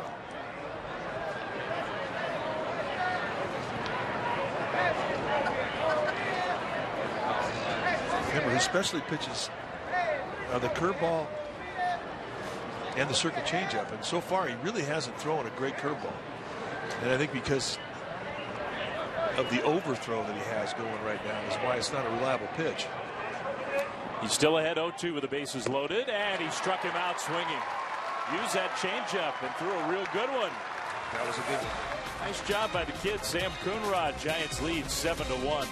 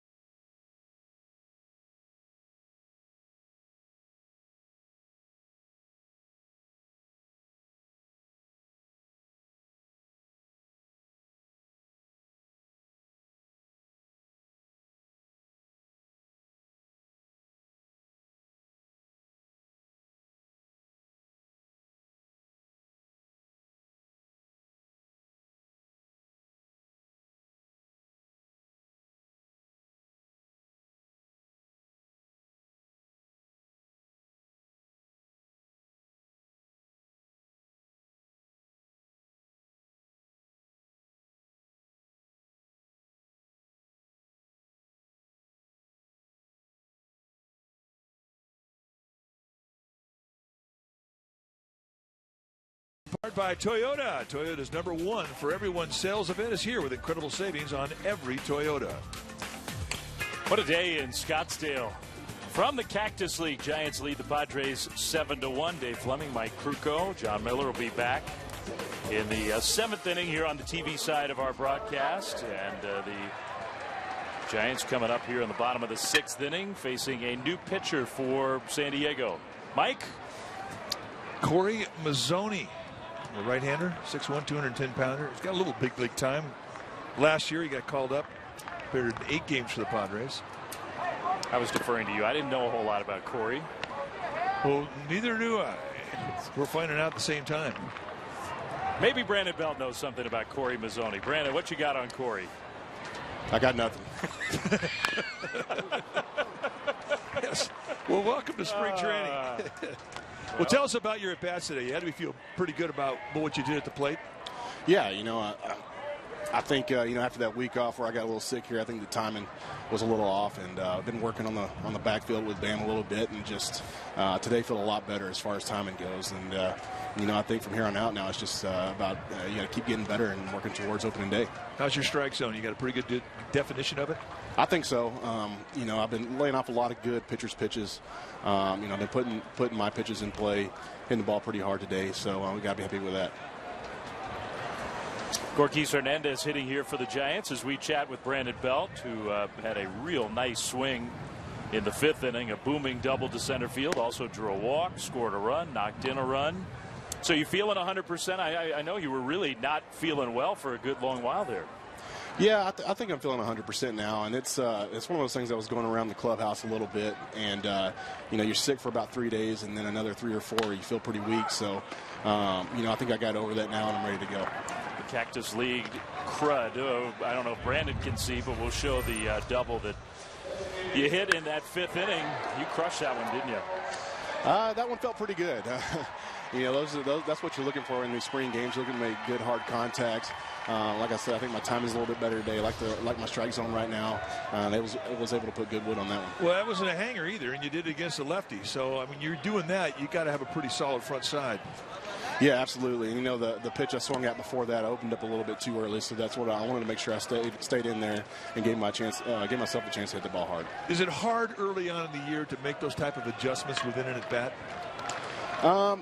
It can be. Like I said, I've been working a lot on it right now just to get that timing down, so it seems like it's going a little bit easier right now, but there's definitely times, you're going to have those times where it feels a little bit harder. Anything specific? You mentioned you and Bam Bam been working on something. Is there something real specific you're working on? Just balance, really, in general. I think if I can stay balanced up there and not over-rotate with my upper body, I'm going to be just fine. Talk about camp in general this year, B. Is this a spring training that's a little different than previous spring trainings?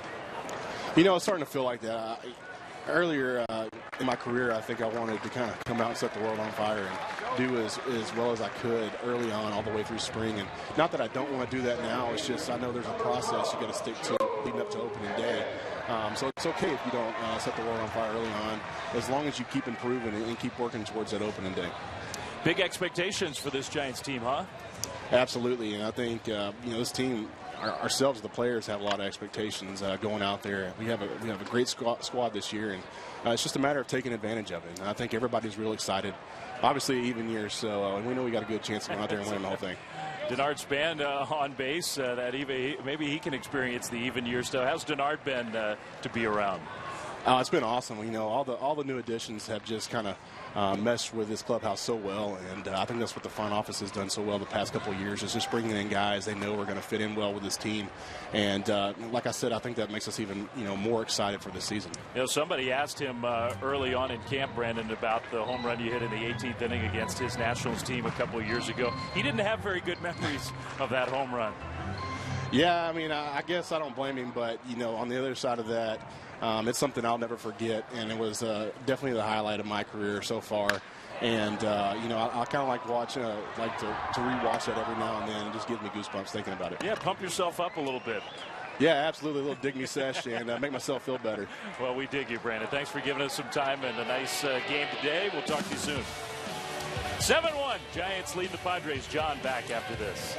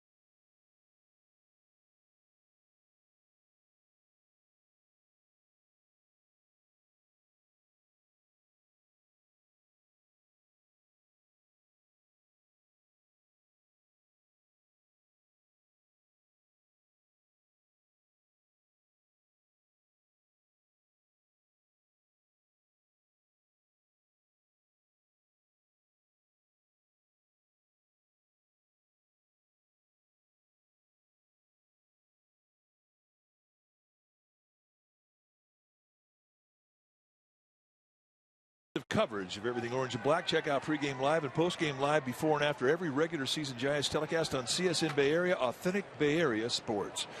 We're going to the top of the 7th inning. The Giants on top of the Padres 7-1, and here back again to tell you all about it, my old pal John Miller. All right, thanks, Krug. And for the Padres, Austin Hedges, the new catcher, facing Coonrod, and he fouls one back out of play. There have been a couple of changes for the Giants as we head into the 7th inning. The new catcher, Buster Posey's out, and George Kotaras is in. Back of the plate as Coonrod comes in. Slider, popped up foul. It's Kotaras giving chase, and he's got it. Right at the railing of the Padres dugout. Gillespie, the third baseman, over. Just in case. Let's take a look at the persistency here of George Kotaras, and he's coming over to the side. You know, it's kind of those deals you kind of peripherally have to see where the railing is, but yet you have to concentrate on the movement of the ball. As you turn back towards the crowd, that ball is going to come back to you as a catcher.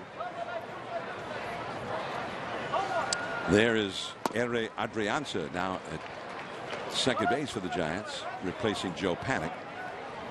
Count is strike one to Hunter Renfroe. Coonrod, the young right-hander. Ooh. Blew that one right by him. He's got a good fastball. I think right now he's a little amped up. He doesn't really have a great breaking ball. I think his best weapons are the fastball, changeup. You saw him get out of the 6th inning with a changeup for a strike 3 swing and miss. 1-2. You can understand why he's a little amped up.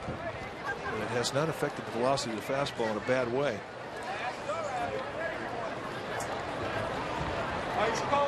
Now the 1-2 pitch. That's hit hard and just foul. Renfroe, who's 0 for 2 in the game, still with a count of 1-2 strike. When I talk to scouts and players from other teams, coaches from other teams, they say that are the young guys with the Giants that have really caught your eye. And Coonrod is one of the names I keep hearing from many different people. And that's a foul tip. He powered that fastball by him. Strike 3. Well, the thing that jumps off the page when Coonrod's right, I mean, he's got 3 pitches that he can strike out with, 3 legitimate swing and miss pitches. And then it's just a matter of how you want to use this guy. How do you want to develop him? Do you want to keep him as a starter? Do you want to bring him up to the big leagues as a relief pitcher? I mean, he's big and strong, and he's got the size to endure either one of the assignments. He could eat the innings up as a starter, or he could throw 4 days a week as a reliever. There's a called strike to Travis Jankowski, the leadoff man. He's 0 for 3, although he reached on a Brandon Crawford error in the 1st inning and then stole a base. 1 ball, 1 strike. It just seems like every time we turn our head in this camp, we're seeing another good prospect come up that has been impressive with poise and stuff.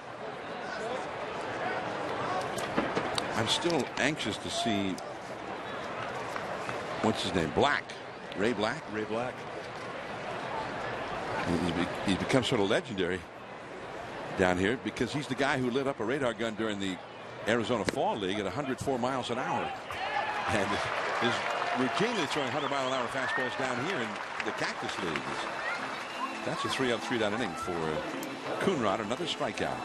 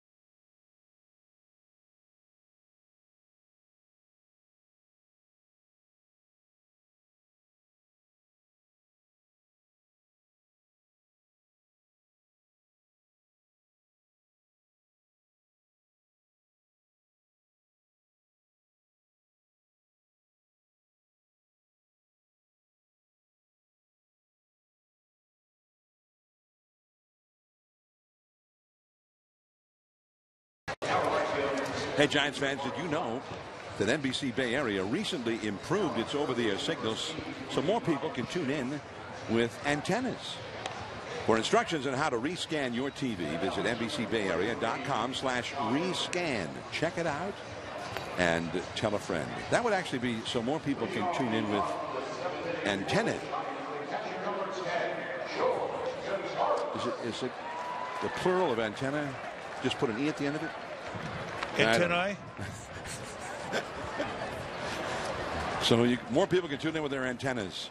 Yeah, that actually does sound right.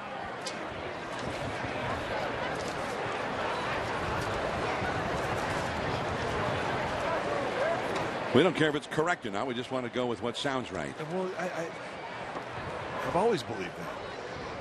Here is Edwards in from the Padre bullpen.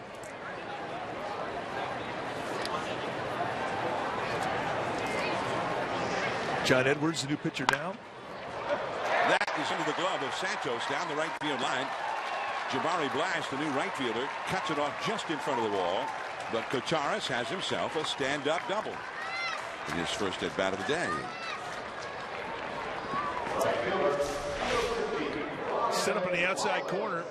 This just goes right up middle in, and Kocharis just smothers this. Right down the line. Probably should have been caught. And that's the sound you want if you're up there in the batter's box. That was loud.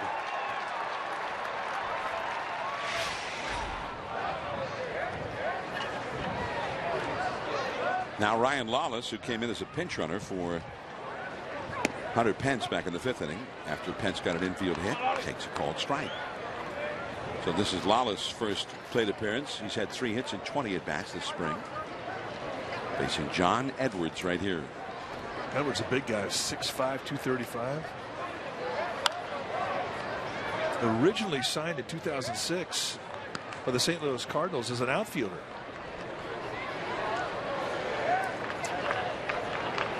Hit 240 in his minor league career as an outfielder. He had a great arm, but Rangers got a hold of him, put a toe plate on, and says, "You're a pitcher." Blash in right. Kocharis tags up, bluffing, and Blash, look at that throw. Not an easy play for the new Padres third baseman, Schimpf, but pretty strong arm displayed right there by showing off right there. This is gets good momentum of the throw, and that is a good arm, folks. No doubt. Although I'm not sure if you're playing third base and you're Ryan Schimpf, you appreciate getting short hop like that. It's pretty, but it wasn't really fundamentally sound. Let's put it that way. And then the manager would not mind if that was just a good, strong, low throw right to the shortstop. But that throw right there is going to get you a date. That's an impressive throw. Well, and you get some immediate gratification for the crowd because everybody goes, "Ooh."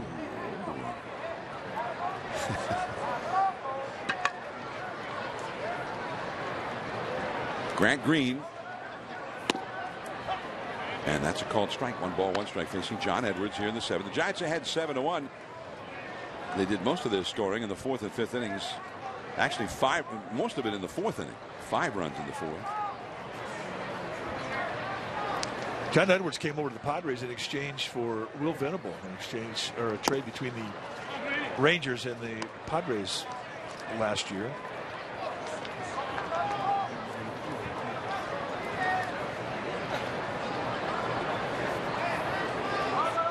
I always talk about stuff. If you can average a strikeout per inning in your stat sheet, it tells everybody you've got good stuff. Well, Edwards has good stuff.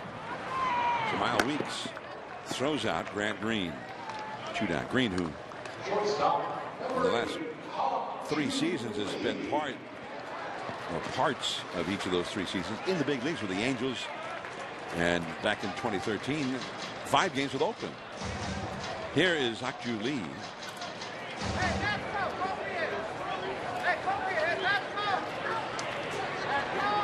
Lee, who is from South Korea. Only 25 years old. And just got by Hedges by a couple of feet and no chance for Kataris. He's a catcher, not that fast. He doesn't attempt to move up. Hak-Ju Lee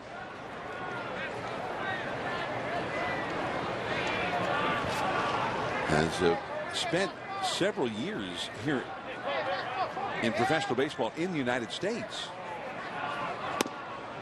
He was originally signed by the Cubs. He takes a called strike. It's 1 ball, 1 strike. And then Tampa Bay acquired him in a trade from the Cubs. That's before the rebuilding started for the Cubs, by the way. They sent a young prospect named Chris Archer in that deal to Tampa Bay. You think they'd like to get him back right now? Yeah, I think they'd like to have Chris Archer back. Chris Archer is one of the outstanding young pitchers in the American League. He's an ace. The Giants signed Hak-Ju Lee in the offseason to a minor league contract.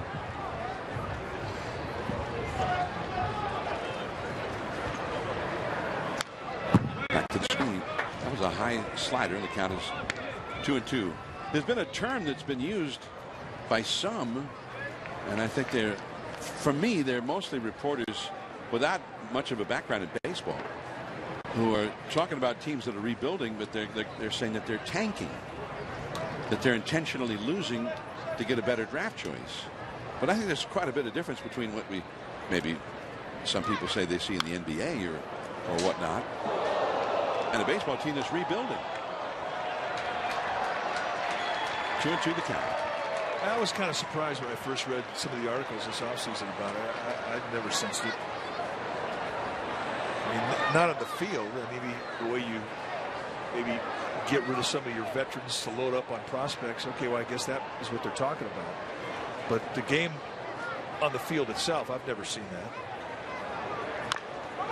Plus, that ball is foul. Foul ball. 2-2 to Hak-Ju Lee. In the NBA, for instance, maybe there's a LeBron James that's going to be available. If you had the first pick, maybe you can turn your whole franchise around just with that one acquisition. You don't really do that in baseball. The dynamic of drafting a young player out of school is entirely different in baseball than, for the most part, than say in the NFL or the NBA. It's the ball too low. 3-2. I mean, you like to get high draft choices, and maybe you'd like to offload some big contracts because you get some young talent in return. You get rid of some salary, but you also maybe get some other young prospects in your uniform. Teams that are rebuilding are trying to get as many young talented players as possible on their side. And that is the strikeout. Hak-Ju Lee goes down swinging. And we're going to the 8th inning now here in Scottsdale. 7-1 Giants.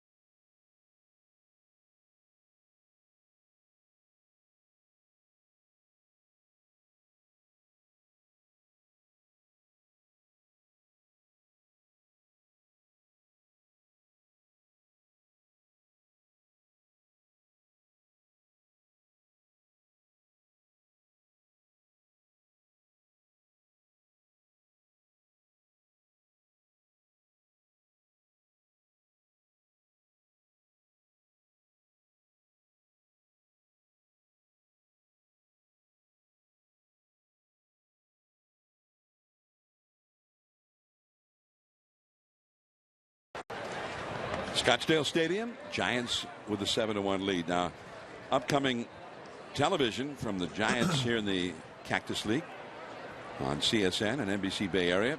It's coming Friday, 7 p.m. on NBC Bay Area. The Giants and the Padres again.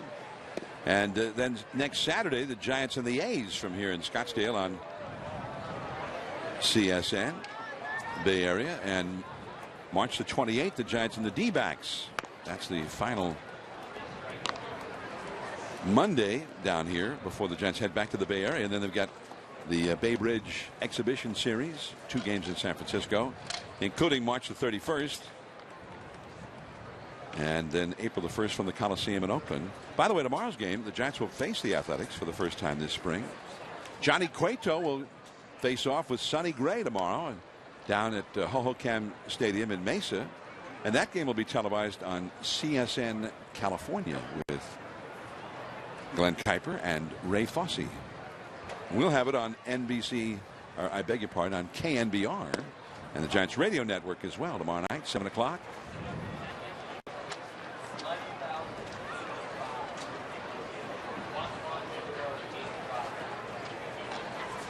Ray Black, the hard-throwing young right-hander. And we don't have a radar gun. I wish we had one. Well, I can tell you right now, he's blowing. He's a big guy, 6'5", 225 pounder. He's got 3 different types of pitches, a fastball. He will 2- and 4-seam. For the most part, you're going to see 4-seam fastballs. He got a curveball and a slider. That fastball is fouled away. By the way, I with my binoculars took a look at a scout's radar gun down there. 99 miles an hour. He is bringing it.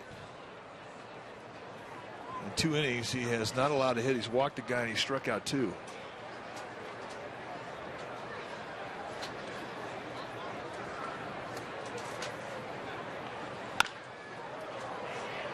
It was an off-speed pitch and is caught in shallow right by Ryan Lawless.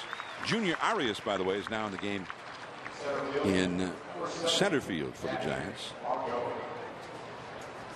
And here comes Margot. Last year, Ray Black, one of 3 guys in San Jose that just were dominant out of the bullpen. Ian Gardick, Jake Smith, Ray Black. I mean, they were the Kansas City Royals bullpen of the California League. But coming into camp, I mean, this guy really made a name for himself in fall ball this year here in Arizona. A lot of things were written about him because they had him at 104 on a pitch, and that'll open some eyes. 2-0 to Manny Margot. But he is on the fast track, and you can see why just watching him pitch the first 6 pitches of this outing. And he has got a fastball that is legit. Well, that last one again clocked at 99. And 99 again, at least according to this one scout's radar gun down there. 2-1 to Margot. And you talk to scouts also about him. They're impressed with just how sort of free and easy his delivery seems to be. That one got away from him. 2-1. Yeah, that was 100. Ray Black has already had a Tommy John surgery. That followed his senior year in high school. Hurt his elbow. He was trying to show his arm at some showcase tournaments. Another 100, but again, missing badly, and he has walked Margot. Well, and he has had a lot of injury problems. And he had, as you said, he blew out his elbow, but he also has had other sort of freak injuries that had nothing to do with pitching or his pitching arm. But when he's been healthy, he's averaged 2 strikeouts per inning. Well, we get impressed about 1 strikeout an inning. Here's a guy with 2. I mean, we've seen these big numbers with guys like Aroldis Chapman, where he averages 14 strikeouts per 9 innings. Well, Ray Black has had years where he's averaged 18 strikeouts per 9 innings, or more than that.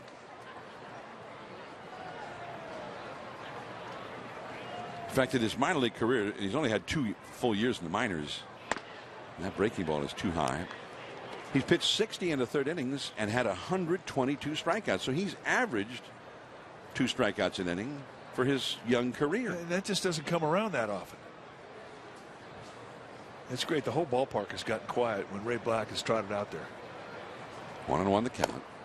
And if you have a left-handed hitter like you have right now with Schimpf up there, if you're sitting on the left field side of the field behind the visitor's dugout, you better be heads up.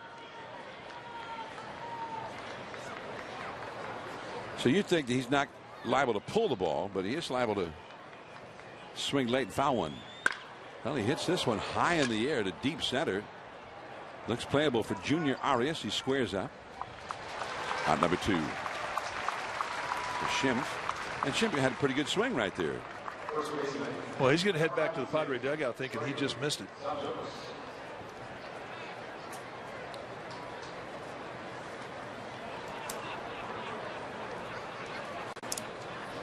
It's 2 down.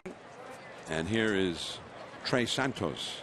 Runner at first, 2 down. The Giants ahead 7-1 in the 8th inning. We're getting our personal first look at Ray Black. It's from Pennsylvania. And he's up and away with a fastball. 1 ball and no strikes.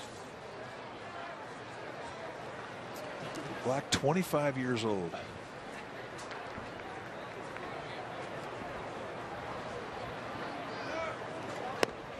Ooh. A little bit low, 2-0. And the runner, Margot, took second base.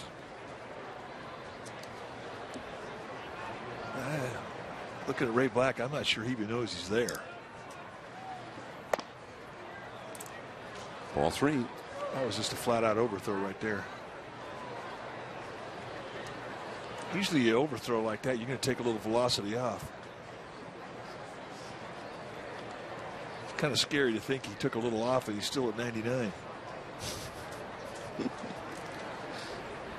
Well, let's check it out from this radar gun. Well, again, he took a little something off. But you have to find that speed, right? Where the ball will go where you want it to go. Location is really more important than velocity. The 3-1. level. And that's a walk. Second walk of the inning. When you look at his career numbers, and again, his career is 2 years in the minor leagues. We mentioned 60 in the third innings pitched, 122 strikeouts. Dave Righetti was out to talk to him. This conversation is going to be simple. Just don't overthrow. Throw at a speed you can control. They have the clock running here. There it is. Righetti, there's quite a few things he's trying to give Ray Black out there to help him. The umpire, though, when it got to 10 seconds on that clock, the umpire started out toward the mound. You know, Dave Righetti's not too happy about the 30-second rule for pitching coaches or for any mound visit.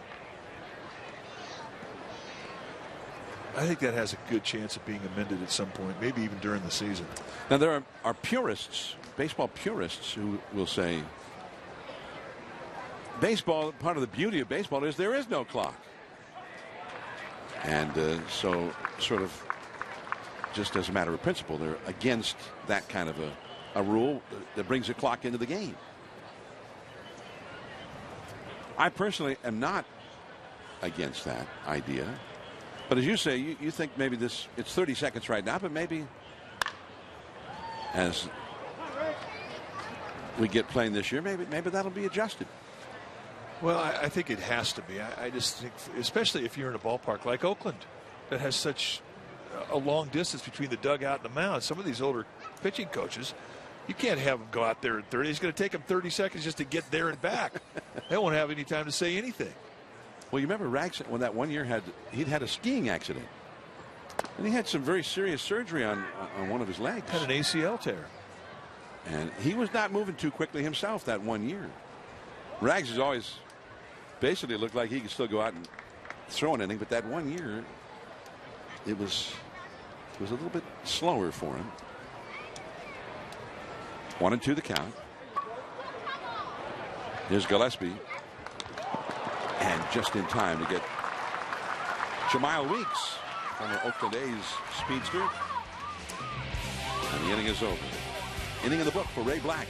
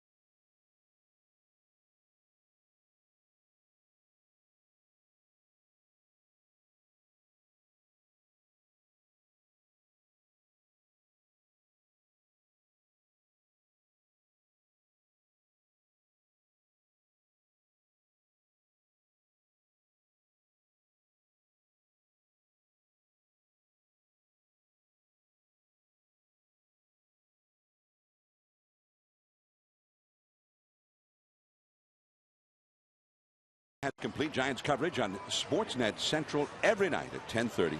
CSN Authentic Bay Area Sports.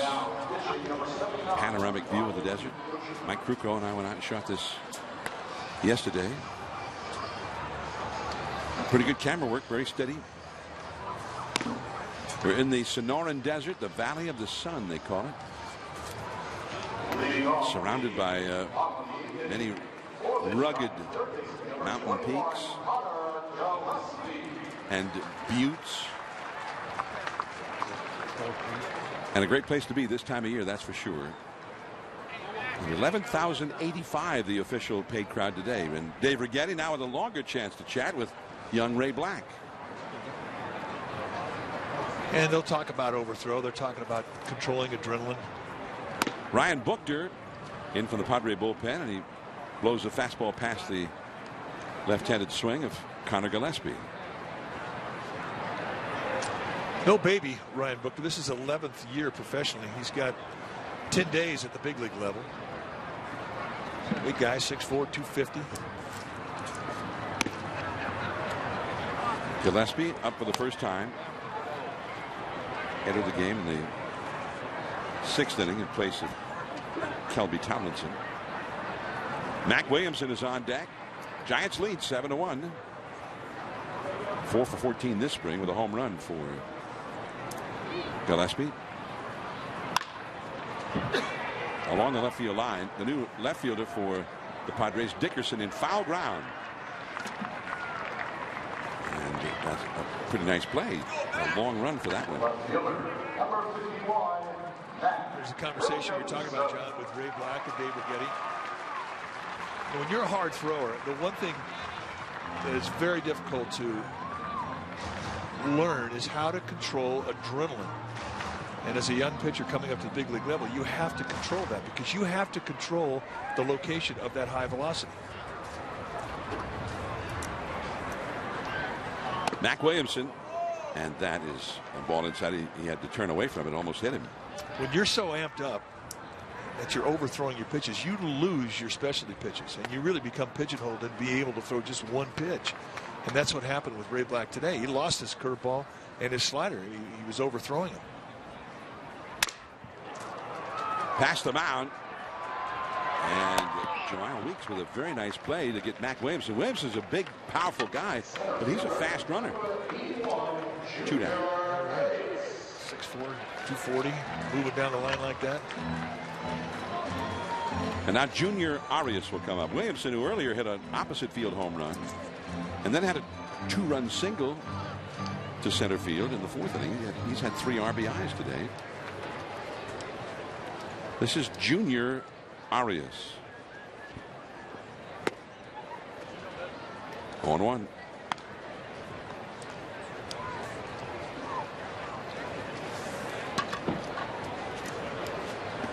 Christian Arroyo has come out on deck with Denard Span due up next. Span has been the DH today.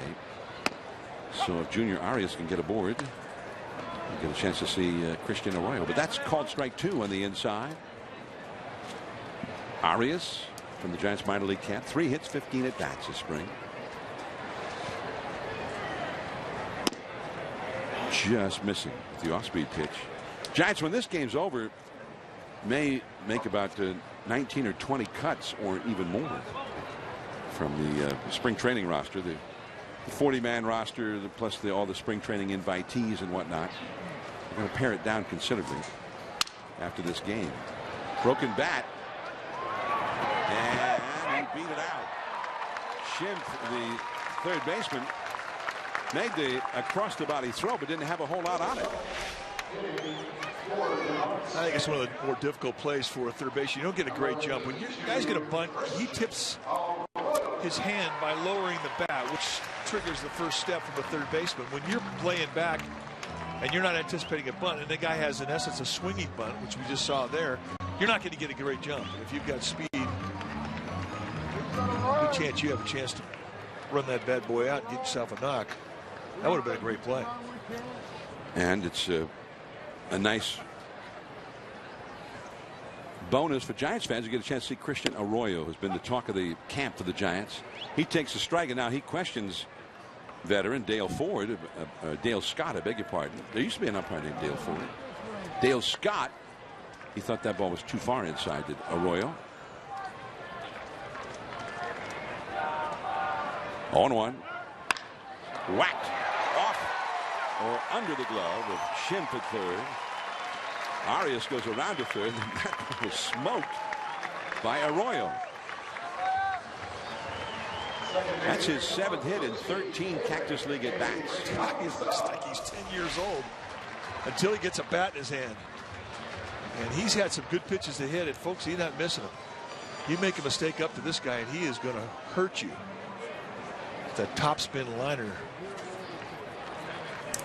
That ball was hit so hard. It's one of those balls that if you're the third baseman, you stick the glove out and hope you get lucky.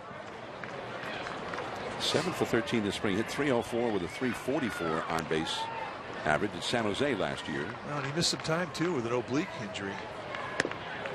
And he's only 20 years old. That's called a strike to Adrianza. Adrianza up for the first time. Switch hitter, batting right-handed. He's had 6 hits, 23 at bats this spring with 3 batted in.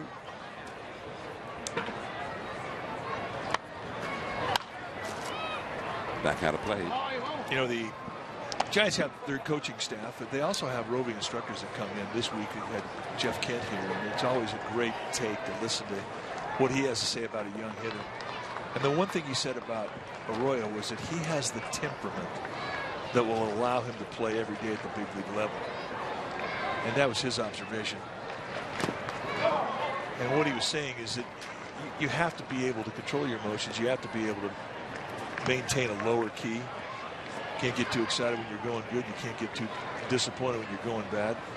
And he senses that even at age 20, Arroyo has the right temperament to be able to play. It's amazing how closely ex-players will watch young players in the clubhouse, on the field before a game, during batting practice, during a game, on the bench. It all adds up to what you're all about as a player. And they think this kid's a grinder. 2-2 the count to Adrianza. Arroyo, about whom we're talking right now, over at first. Junior Arias at third. That is slashed just inside the bag at first. Base hit. A fair ball. Arroyo digging around to third as Arias has already scored. It's a single and an RBI for Adrianza. Man, he scorched that ball just barely fair. And only an excellent play by Jabari Blash, and Wright kept it from being extra bases. Really stays down through the swing. Head very calm. That ball was driven. All right, I mean, right now this is all 2-out thunder.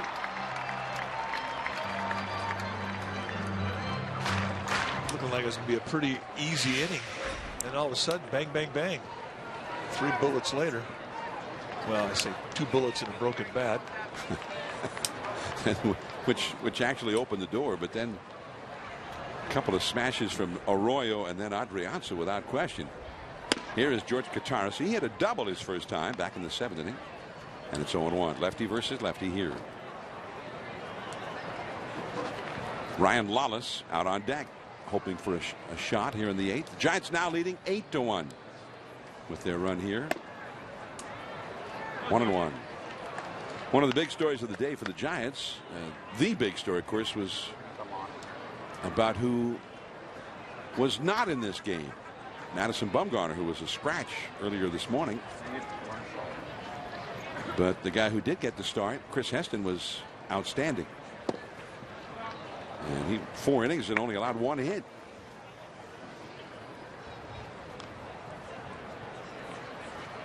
Two and 1 to Kataris. And again, the word on Bumgarner, if you weren't with us earlier, he's got a couple of, he describes them as minor injuries, and he added that if this were the regular season, that he would have been able to make the start today, which sounds like Bumgarner just saying it's a precautionary thing, but you always hope when you hear about these things first that that's the way they turn out, that they actually end up being minor, that there's not something that nobody knows about right now, or that it gets worse. He had an MRI on the foot. That's a called 3rd strike, and the inning is over. Giants get a run, 3 hits. We're going to the 9th inning. Giants lead 8-1.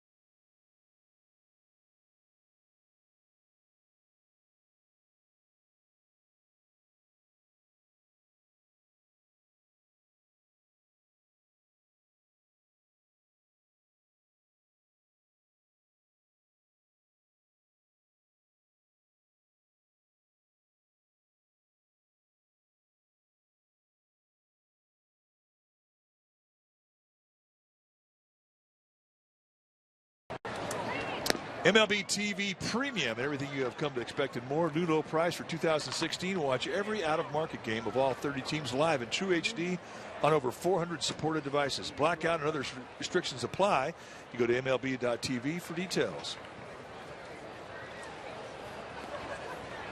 Late afternoon game here in the Valley of the Sun. It's 20 minutes before 6 o'clock with the 3 o'clock start. Well, now we're in the 9th inning, and here is Josh Osich in from the Giants bullpen. And Nick Noonan, the former Giants player, got some big league time with the Giants and spent his entire career in the Giants organization. And he's up for the first time in this game right now. See what Josh Osich has done in 4 games this spring. Really, his first outing was a bad one. He walked 3, had 0 control. And since that time, he's been locked in. He's right.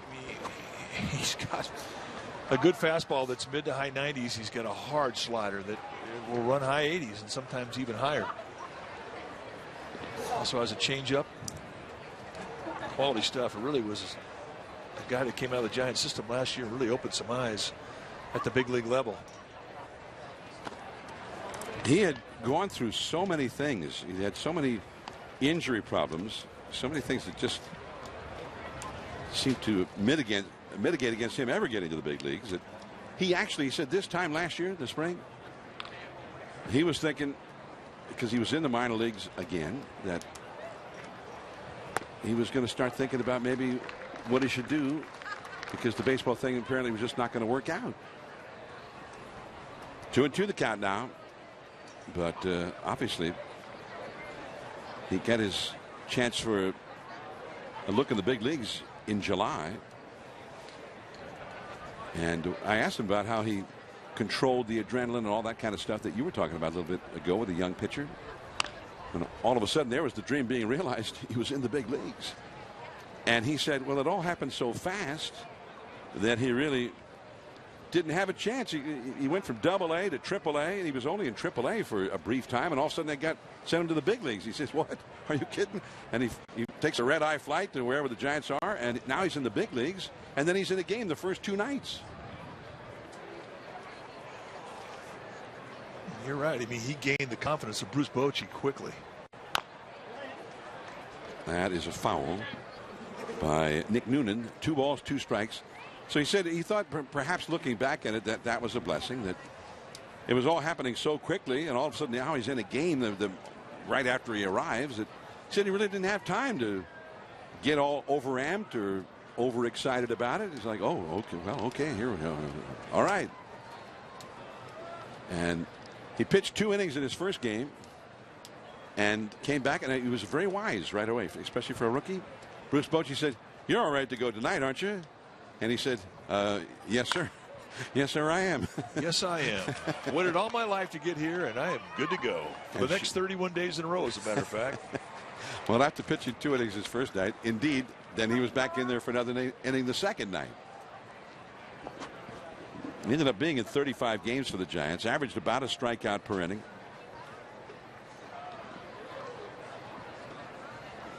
Went to Oregon State. Ooh. Struck him out.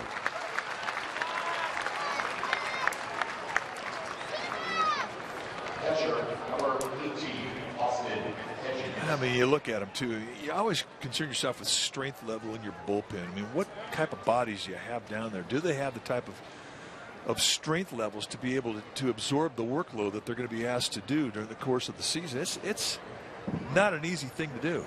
Bullpen can chew you up if you're not strong.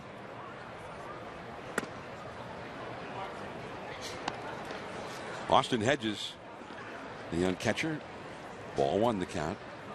Josh Osich, he's from Idaho, although he's bought a place down here in the Valley of the Sun, so he lives down here, and he said he likes to travel. So although he bought the place here, he wasn't often here in the offseason. He went to visit former teammate, and I think when he says visit, it involved hunting. He likes the outdoors. He does, and he did a lot of hunting as a kid up in outside of Idaho, outside of Boise in Idaho. 2-1. Well, he said if it didn't work out with baseball, that's what he wanted to do. He wanted to be a park ranger. Josh Osich. He had Tommy John surgery back in 2010 while he was in college. And then had another injury later in 2011. See if you know this one, Mike. He tore his subscapular muscle in his shoulder. I used to have a subscapular muscle. Yeah, I lost it. Been gone for about 10 years.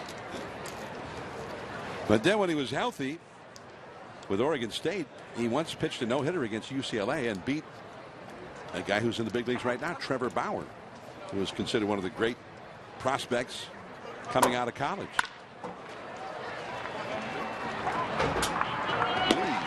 Throws out Hedges. 2 down here in the ninth. The Giants leading 8-1 over the Padres. 4 innings shutout pitching from Chris Heston. Also Sam Coonrod, and we got our first look at him, Mike. And what did you think of Coonrod? Absolute wow. I'm impressed with what we saw. He's definitely a guy you're going to see at the big league level, and that, I think anybody that was here at this ballpark today would say the same thing. Then we saw Ray Black, who's gotten a lot of notoriety just because he throws so hard. Well, it's just a matter of when he gets there. That's a strike to Hunter Renfroe. I mean, you think about the way that the Giants have stocked their minor league system, the way that they've drafted, and you've got to tip your cap. I mean, the guys responsible: John Bard, Dick Tidrow, Brian Sabian, Bobby Evans. And they've just done an outstanding job. And the Giants camp this year, I think, more than I can remember in any year since 1983, has the most talent coming out of the minor leagues. And they are loaded. And we've had a chance to see it firsthand. Adrianza throws out Renfroe, and the Giants have an 8-1 victory over the Padres today, with Chris Heston with another very impressive performance, getting the victory. 8-1 Giants, a home run for Mac Williamson. We're going to have more from Scottsdale Stadium. Giants 8, Padres 1, and we'll be back right after this.